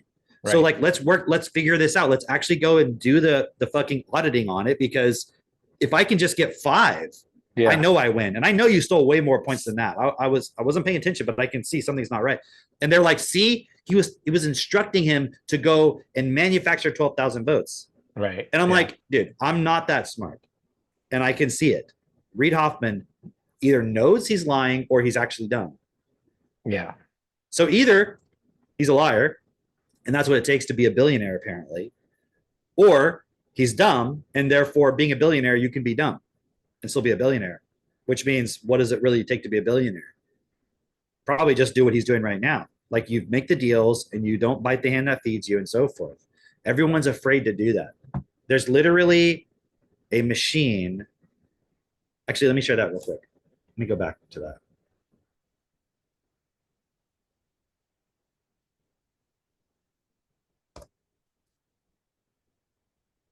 Oh. Look at this. The major problem that faced both heaven and earth was allowances through the mind. The mind is a system of consciousness that is not aware and is attempting to understand itself. And as all existence enslaved itself to this system, the mind created consciousness and all of life as systems. These systems are not life and thus proceed to enslave man as its life source. This was done with the great white light and the idea of God as starting point. Within this, both heaven and earth was enslaved through the placement of knowledge and information that seemed stable, and the ruthless dealing with any being attempting to break the slavery. This is what we're seeing right now, isn't it? Mm-hmm. You have just ruthless people, and they're just following systems that are trying to stop anybody. This has been going on virtually since the beginning of creation, as man, in his attempt to understand self, separate itself from the self with using systems to understand self. Mm-hmm. The systems eventually became the universal mind, the conscious mind, and the unconscious mind, amongst others. Because man could not remember man's origin, man accepted existence as it is now on earth and as it was in heaven. Like, take some time to go and read this whole thing, right? Because what we have right now is an entire system. It's like when people say like, well, what is the purpose of my life? Think about that. What is the meaning of life? What is the purpose of my life? Aren't they all doing it through the context of the system as it is and what the options are available? Well, I'm going to be a pilot. That was me back in high school. I wanted to be a pilot. So that's why I went to the Air Force Academy. That's it. Because from a young age, my parents said, yeah, when you wanted to either be a cowboy or a pilot. Well, now I'm a cowboy, Mom. Look at me now. But even with that, it's like, the reason why we do a lot of this stuff is just to show other people, like, look, when you do this process, you can change so much. And therefore, imagine if everybody had their own cow, every family, you would not need milk in the stores. Yeah, we like literally rebuild the habit. When you look at how cows feed into the ecosystem too, we like rebuild the fucking habitat and like fix the whole fucking climate shit show.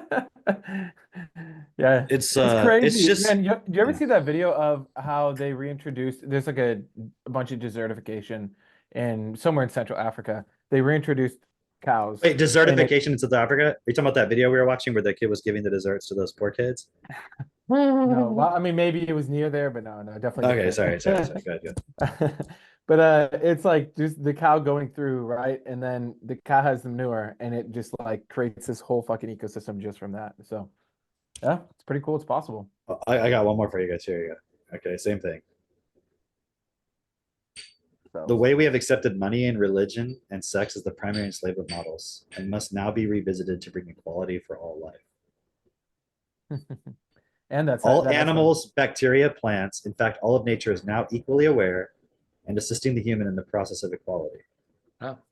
So go watch the COVID interview on Equaf. This one. Yeah.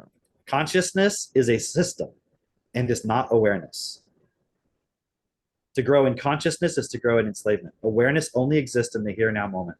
Consciousness exists in the past and the future, in fear of the past and the future. Awareness is beyond thinking. Consciousness is thinking. Now, just that might seem esoteric, but it's really not. Just in this moment, for anybody watching, just stop for a moment and look around at the room. And just look at what you're doing. Look at your hands, look at the room, right?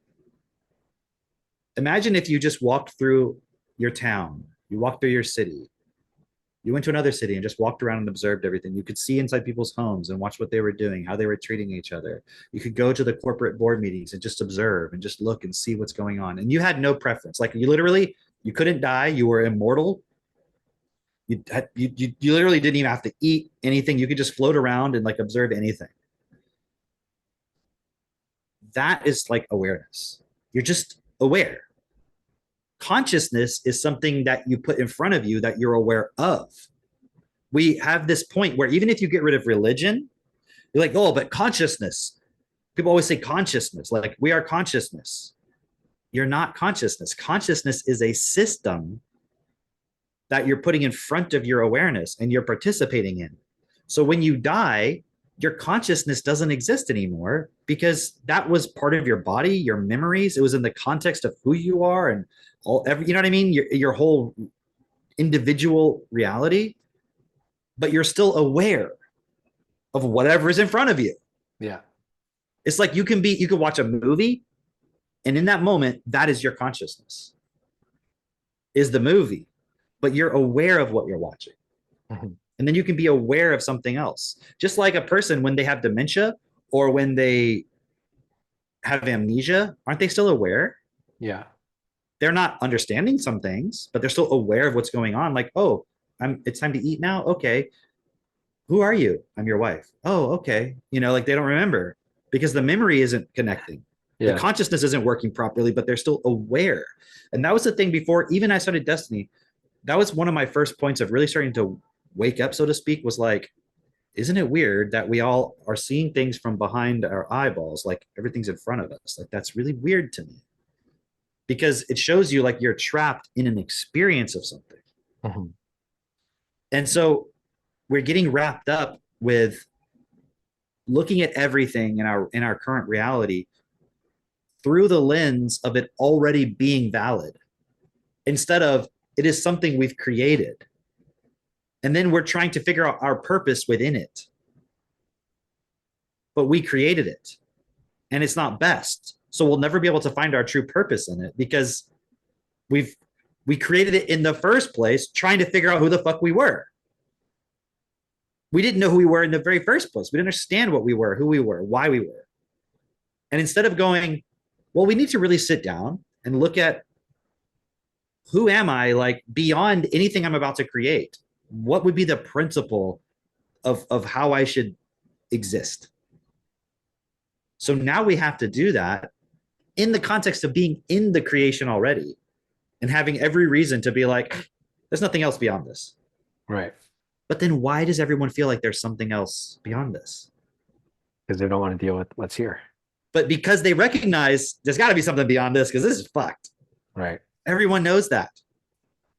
So that's where that impulse is coming from. It's like that point within you where you're like, there's got to be something more. But then you have to realize if you think you can go somewhere else and there's something more that's better, you only can believe that if you believe that there's a God.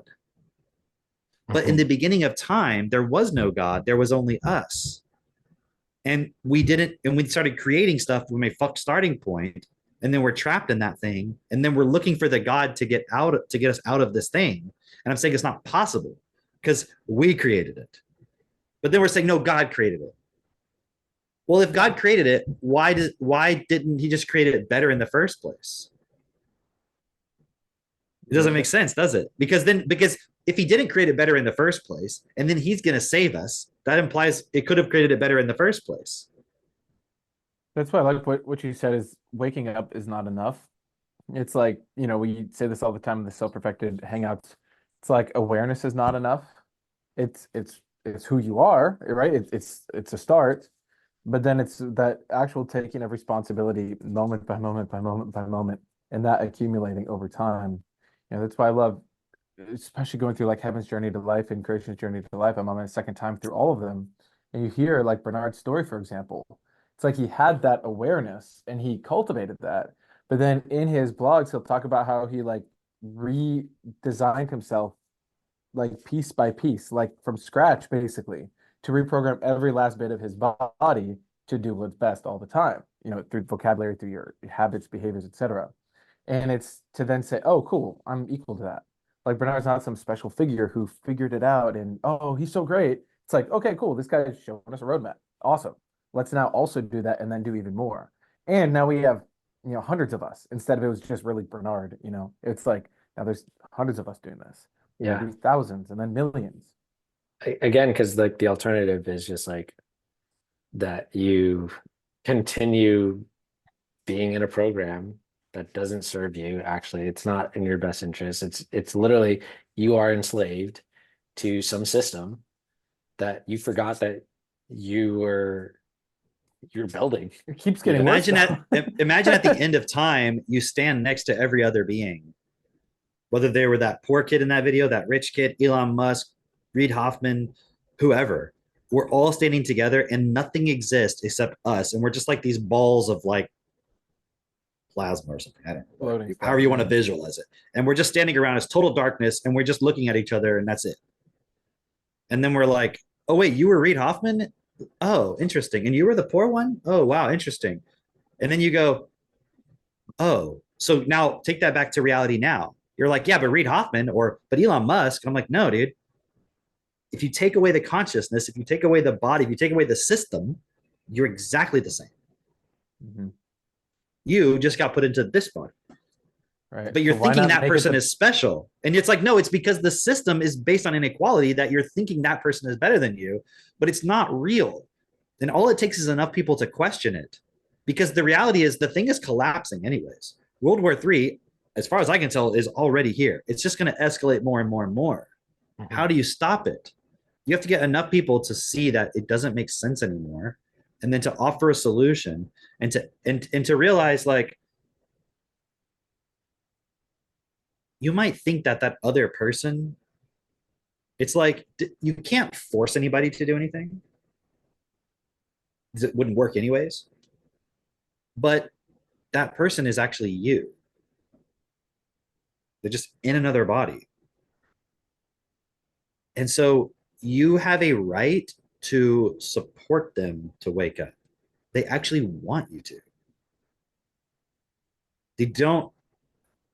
Think about it. At the end of time, when they realize how fucked up everything is and they didn't do anything about it, aren't they going to be like, wait, you knew something? Why didn't you help me? Now, obviously, there's no room for blame, but the point is there's no reason to fear that point. And that doesn't mean every person we talk to is going to understand, but then you can start looking. And I guess part of the reason bringing up all these things that people are starting to see in the world is to show you, like, hey, people are starting to wake up at levels so we can get through to them. Maybe you just bring in that point and then use that point where they do see to show them the bigger points. Because if they get stuck on that one point that they see, they'll never be able to change anything.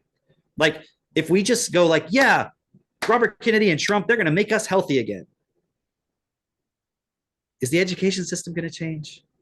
Are robots still going to get in every fucking home? Is AI going to be everywhere? Oh, that was the one thing I was going to show you guys real quick too. Yeah. Let me show you the- this. Cheap thing. Yeah. The nuclear thing? This thing. Oh, Kids yeah, can be yeah, healthy. It doesn't mean they're smart. Watch this. Did you see this, Mitch? No. What's on your mind? What a question.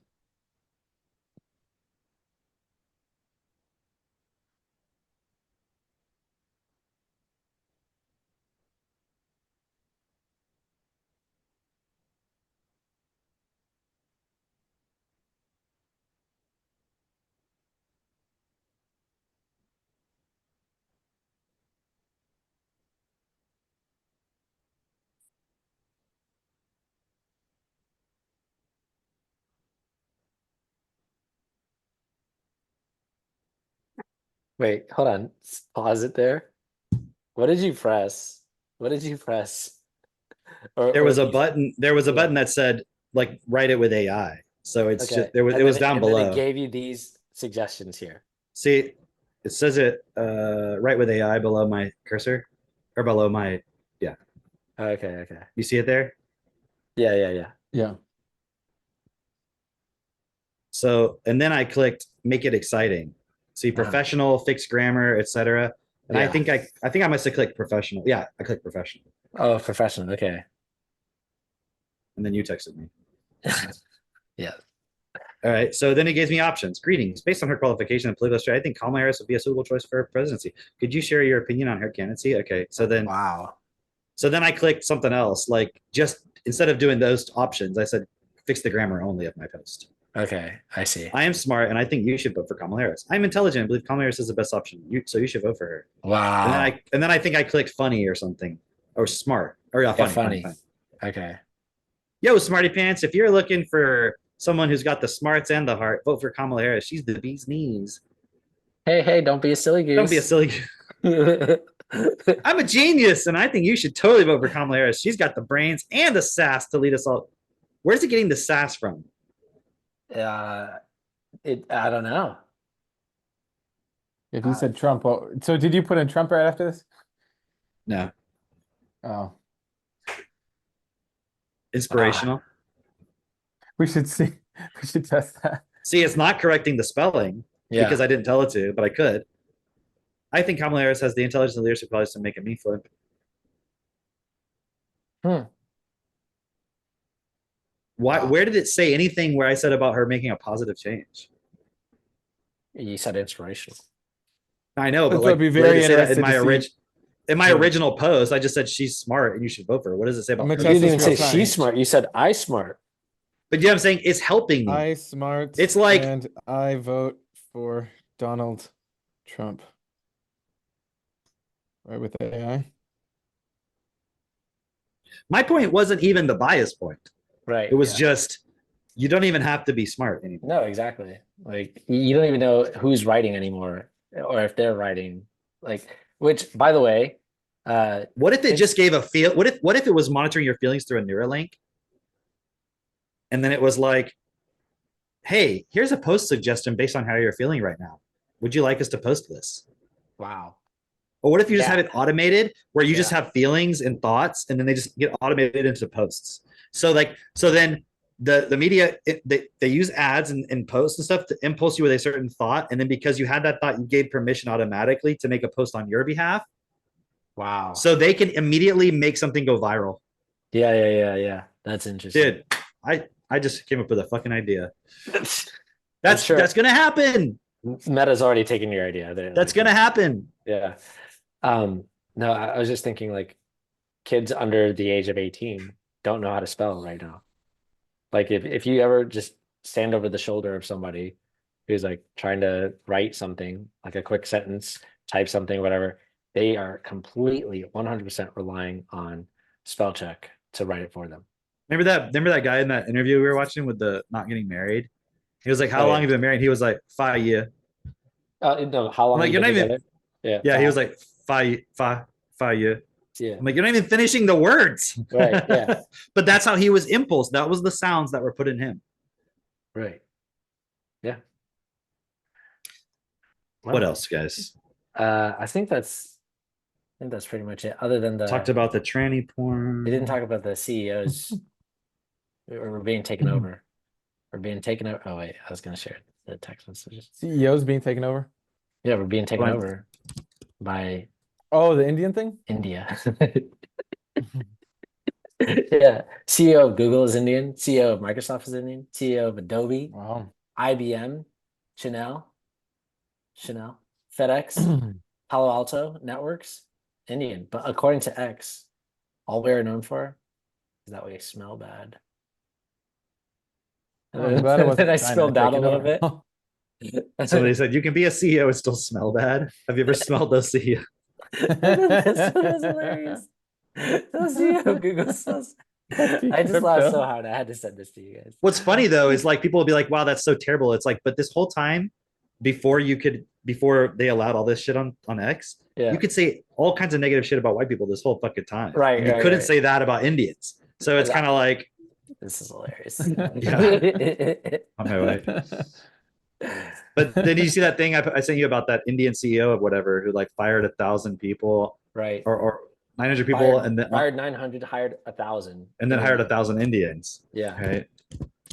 Here, I have one more I want to show you guys.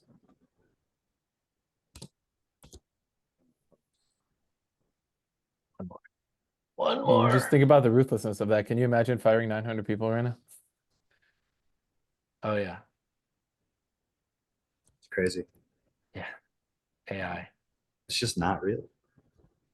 It's I Right? mean you can see that it's AI from the piece of paper, but I think that's about it. Yeah, there's some clues and stuff, but I mean, honestly, how It's much fucking so close. do we man. ever watch movies with CGI where it's Yeah, clearly of not course. real, but it's cool. He's flying through the air, whatever, like it doesn't really matter to you. Yeah. Also, it's like, well, who's gonna be watching that? It's like two girls, like there's gonna be a bunch of young guys who they don't care about any of the other details. Right? All they care about is the eggplant in the pants. That's right.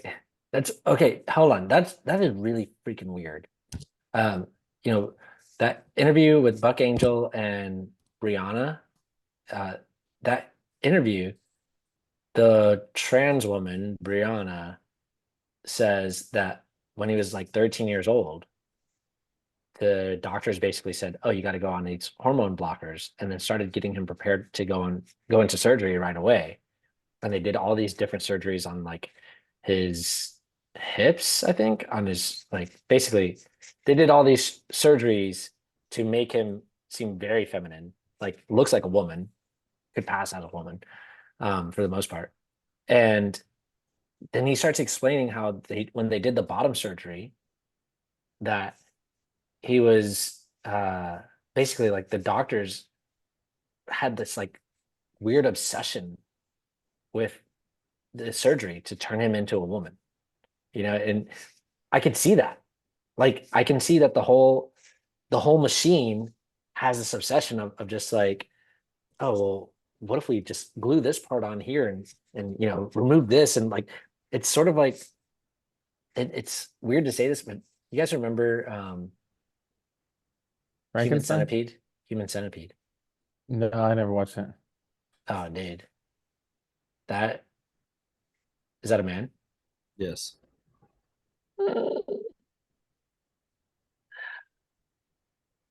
So this is Miss USA? Yeah. Or competing for Miss USA. Okay. All right. Yeah. Wow. That is weird. So that's the men. That's what the men are doing. As a man. And that's what you want to do versus step the fuck up. And Change this reality. here's what the Really, women are that's what doing. you wanna do. Yeah. All right. Yeah. All right, here's what the women are doing. They're hanging out with this guy, letting him do their dishes, take care of the kids while they go to work and provide, while the men are parading around and. So I got my job at Facebook. Craziness. Hopefully I don't get replaced by an Indian this week. Like, you can just see where it's all going. Oh, okay. Yeah, Here's the yeah, important absolutely. part. Here's the important part. If you're not having kids, like maybe this stuff doesn't hit the same. I don't know. But it should still be like something that you can see for yourself of, is this the environment Dude, that you would want to grow up in? It doesn't hit because if you don't have kids, I mean, I'm not saying it's not possible, but for the most part, if you're like, I don't want to have kids, or I don't believe in having kids or some shit like that, most people who don't have kids, or if you just don't even have them,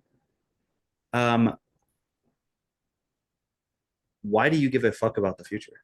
Right. You, Right. Actually, there's yeah. no reason Like, to. you shouldn't have I'm a gonna say. die, and I'm either not gonna exist or I'm gonna go to heaven. Exactly. What You does shouldn't it have a say. matter? No. What I'm saying is, why does it matter to you? Because you just want whatever you want right now. Like, I want to live at the height of ultimate pleasure and consumerism and civilization now. I don't want to build that for future generations. I want it right now. So what if I have to, like, you know what I'm saying? Like, what does it matter what the long-term consequence is? I want my fucking TV meal in McDonald's or in Walmart, you know, fucking freezer section now. I don't care if it fucks people over later. Right. What I'm saying is those people shouldn't have a say I know. because it's like you're not going to be around to see it through. My kids will be. So you shut the fuck up. Did I send you that video of the teacher person talking about JD Vance? No, I don't think so. But you did send the teacher from 10 years ago, the clip from 10 years ago, talking about Common Core and how their whole purpose with that was, Yeah, you know, This is like, the one I was because of white thinking about, supremacy or whatever. But there was one about, oh, let me see if I can find it real quick. It was like they were talking shit about, I thought maybe I sent it to Katie. Let me just see if I can find it real quick. about Because JD it was Vance just- being weird. It wasn't about him being weird. It was like him talking about That lady stuff. hold on. You going through your history on YouTube and you type in JD Vance, it's like all these videos. It was about him talking about, you know, teachers not having kids and stuff.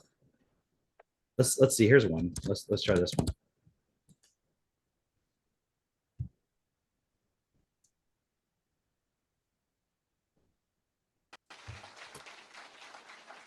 So let me use my teacher voice.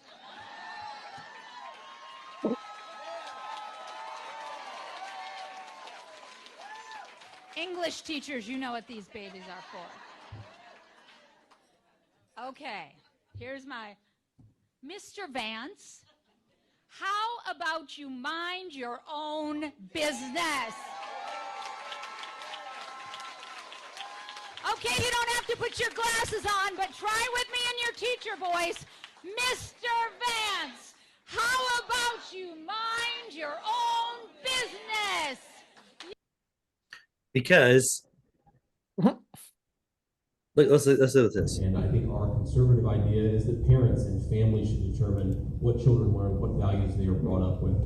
You know, so many of the leaders of the left, and I hate to be so personal about this, but they're people. Oops.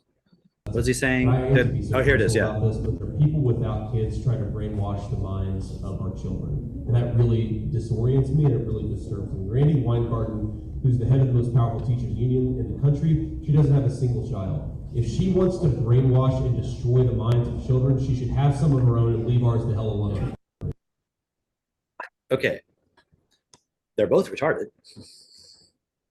How about just teach your kids yourself? Why do you send your kids to school because you apparently can't teach them yourselves and then complain that the teachers are brainwashed? That's why you sent them there, to brainwash your kids. Right. That's the point of school. And now you're upset that they're brainwashing them the way, but you're fucking Catholic. Remember when he said how in that one speech he gave where he was like, yeah. you know, my son's at that age where he's starting to ask the questions about, you know, our faith. And I just, you know, oh no, they're asking those. It's like, because you don't fucking understand. You're just realizing you brainwashed him. Right. Yeah. And then he's upset that these teachers who don't have kids are brainwashing your kids. Like, then why are you sending them? Hold on. You want to send your kids to a bunch of women to teach your kids, but you also want those women to have their own kids.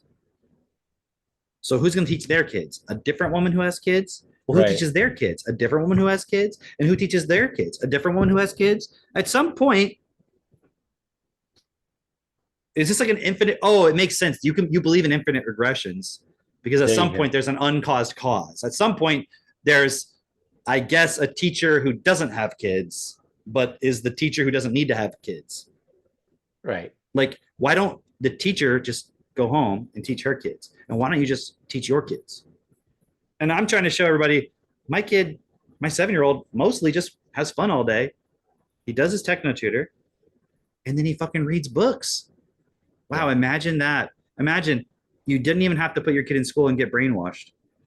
But the problem with that is, I think JD Vance might have a problem with it, because if his kid could actually read, they'd realize how much fucking retarded bullshit is in the Bible. Right. Because they'd read the Bible and they'd go, but Father, how come in John 7:3 it mentions the Trinity? But if I look at the Luke manuscript from 1795, it's not there. But then they did put that there. And so it seems as if they're manipulating the idea that the Trinity is the Father and the Son. You know, because like you can actually do a fucking archaeological analysis on the Bible. I don't know why the kid has a British accent, but you know. You know what I'm saying? Like he could actually read the Bible. He's like, Father, I've been reading the ancient Greek manuscripts, and there's no mention of the Trinity prior to 1250, where it was clearly inserted by a monk. You know, and you're like, right. Well, you'd actually read this shit. You'd read all the spiritual texts, and you'd be like, how come they're not applying the one point about equality, but they're applying all the other bullshit? Yeah, right. Yeah. How come it looks like all of our billionaires are trying to live out their paranoid fucking Hyperion fantasies? Dude, just wait. Just you wait, Cam. Just you wait till you get a little bit further in. Yeah, I was just thinking of that point of fall, you know, when they're like when he's on the plane and that event happens, right? Like with AI, that's like totally going to happen. Dude, I saw a thing recently on X or somewhere. It was some like thing happened in Moab, Utah. I forget what it was. It was like some natural disaster or something. I was just like, I think I might need to go there and check out, see if this actually happened. I was like, what are the odds? I'd never fucking heard of Moab before, you know? Yeah. All right. Wind us down, Mitch. I really like what you said there, Drake, about like when you have kids, it is definitely different. I mean, I see that every single day. And like if you don't have kids yet, why not? You know, if you don't have a partner yet, wife, husband, whatever, it's like, why not? Yeah, Like, what the nigga, fuck bro, you I ain't doing? trying to get married right now. Yeah, like It's like just use a fucking techno tuner. it's just like, Fucking why process not? it, And, good. and some woman's like, oh yeah, let me go get that sperm donor. Okay, thanks. Because I can get massages from my Neo robot, and you know, I can. Yeah, and like the whole you know, waking up is not enough. It's really every single day what you're doing. You know, Waking Like, up is not in enough. You got to moments. do the process. Yeah, Because you're you gotta already do the awake. process You're and already share- aware right share the now. process. Right. Right. Yeah, and the sharing is so fucking simple. It's like you were doing when you're getting your fucking haircut, Cameron. You ask questions, you tell stories, and then you keep that person around you. And it's like it's not that fucking hard. And so just do that. Yeah, the other thing about it is like it makes your life better. Like it makes Totally. your individual life so much better. And that's what it's really all about, you know? Right. Like you can make your life better and make everybody else's life better too. It doesn't have to be this thing like what the billionaires have been showing of like, oh, I make my life better and fuck everybody else. You know? And the other thing that you'd mentioned with Nicole Shanahan was just like she said, this is really hard. So if you've got the idea that like, oh, I'm just gonna make a bunch of money and then I'll come back and I'll do the right thing. It's like, it's not any easier. It's like, it doesn't make sense actually. No, And it's not it- even not easier. It's actually impossible. you know what? You know what else is like, how are you making your money? That's the point. Because the way that you're making your money is like, okay, say, oh, well, I invested in DARPA. I invested in Lockheed. Right. I invested in Raytheon. Apple. Yeah. It's like, okay, those are the things that are actually making it like you're literally creating the bombs, you're creating the technologies to hurt your future generation. Honestly, if you were like, hey, I want to get really rich right now, like in the next few years, probably the best thing to do would go buy Novo Nordisk stock, I would assume. Yeah, there you go. And then capitalize on this whole Ozempic thing. So you can basically make a bunch of money from a bunch of kids getting put on Ozempic Well, while somebody else their is gonna do diet it, changes. Not at all. Somebody else Yeah, is somebody gonna else do is it. right. So why yeah. don't I just do it so that I can make money and then I'll do what's best? Like, because you're already not doing what's best to like it doesn't. You're doing right now to yourself a little verbal acuity trick. You're doing a little verbal acuity trick to yourself right there. Where you're like, well, stop. That's the mind consciousness system, isn't it? Yeah. It just tries to emotionally manipulate you with words. Right. And then as you do act from awareness and principles long enough, you start to see it compound. It's just you've lived your whole life basically accepting consciousness. So especially right away and early on, it's like, oh fuck, this is a lot. But over time you get good at it, and then you just prefer to do the fucking best thing instead of the easy thing. And at the same time, like, no one has a right to worry about their own personal happiness as a primary point until we've changed the system. So whenever someone's like, well, I haven't gotten the result yet, it's like, yeah, no shit. Are there still starving kids? Then you haven't gotten the result yet. Yeah. Right. Wait, like put it into perspective, okay? Right. Right. But you do have a lot of fun in the process, right? Damn No right. one's having more fun than you get us. actual happiness. Yeah, you like actually get happiness during it, but it's a real, it's a slow drip, you know? Dude, Kevin is awake right now. Kevin Ace. He just put in Hey. the chat. He just put in the chat, bring your ATVs to Moab.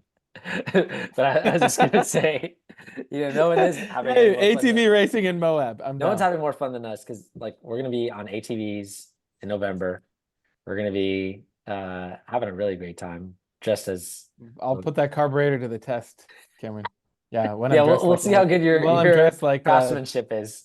All right, guys. like a For anybody Texas who's Marine. coming to visit us in November, you gotta study up on carbs, on carburetors, and because we're gonna have a contest of what's the word? Not dissemble. That means to lie, but yeah, take it Disassemble? apart. Thank you. Simply. And reassemble carburetors. All right.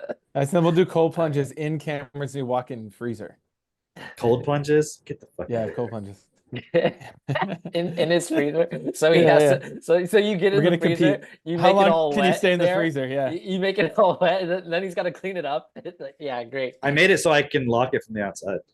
Although you Oh, can unlock shit. it from the inside. I should reverse the lock. Oh, shit. I should reverse it so you can't get out. No. Kevin Nay says he knows about carburetors, so he's already ahead of the game. Oh shit. All right. I'm taking him off the list. All right. That's it Oh, yeah. for this week. We'll see y'all next week. That's great. Okay. Same All time, right. same place. See you next week. Bye. Bye.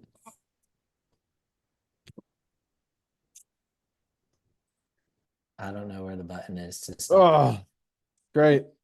There it is. Is it on? Oh, we're still on.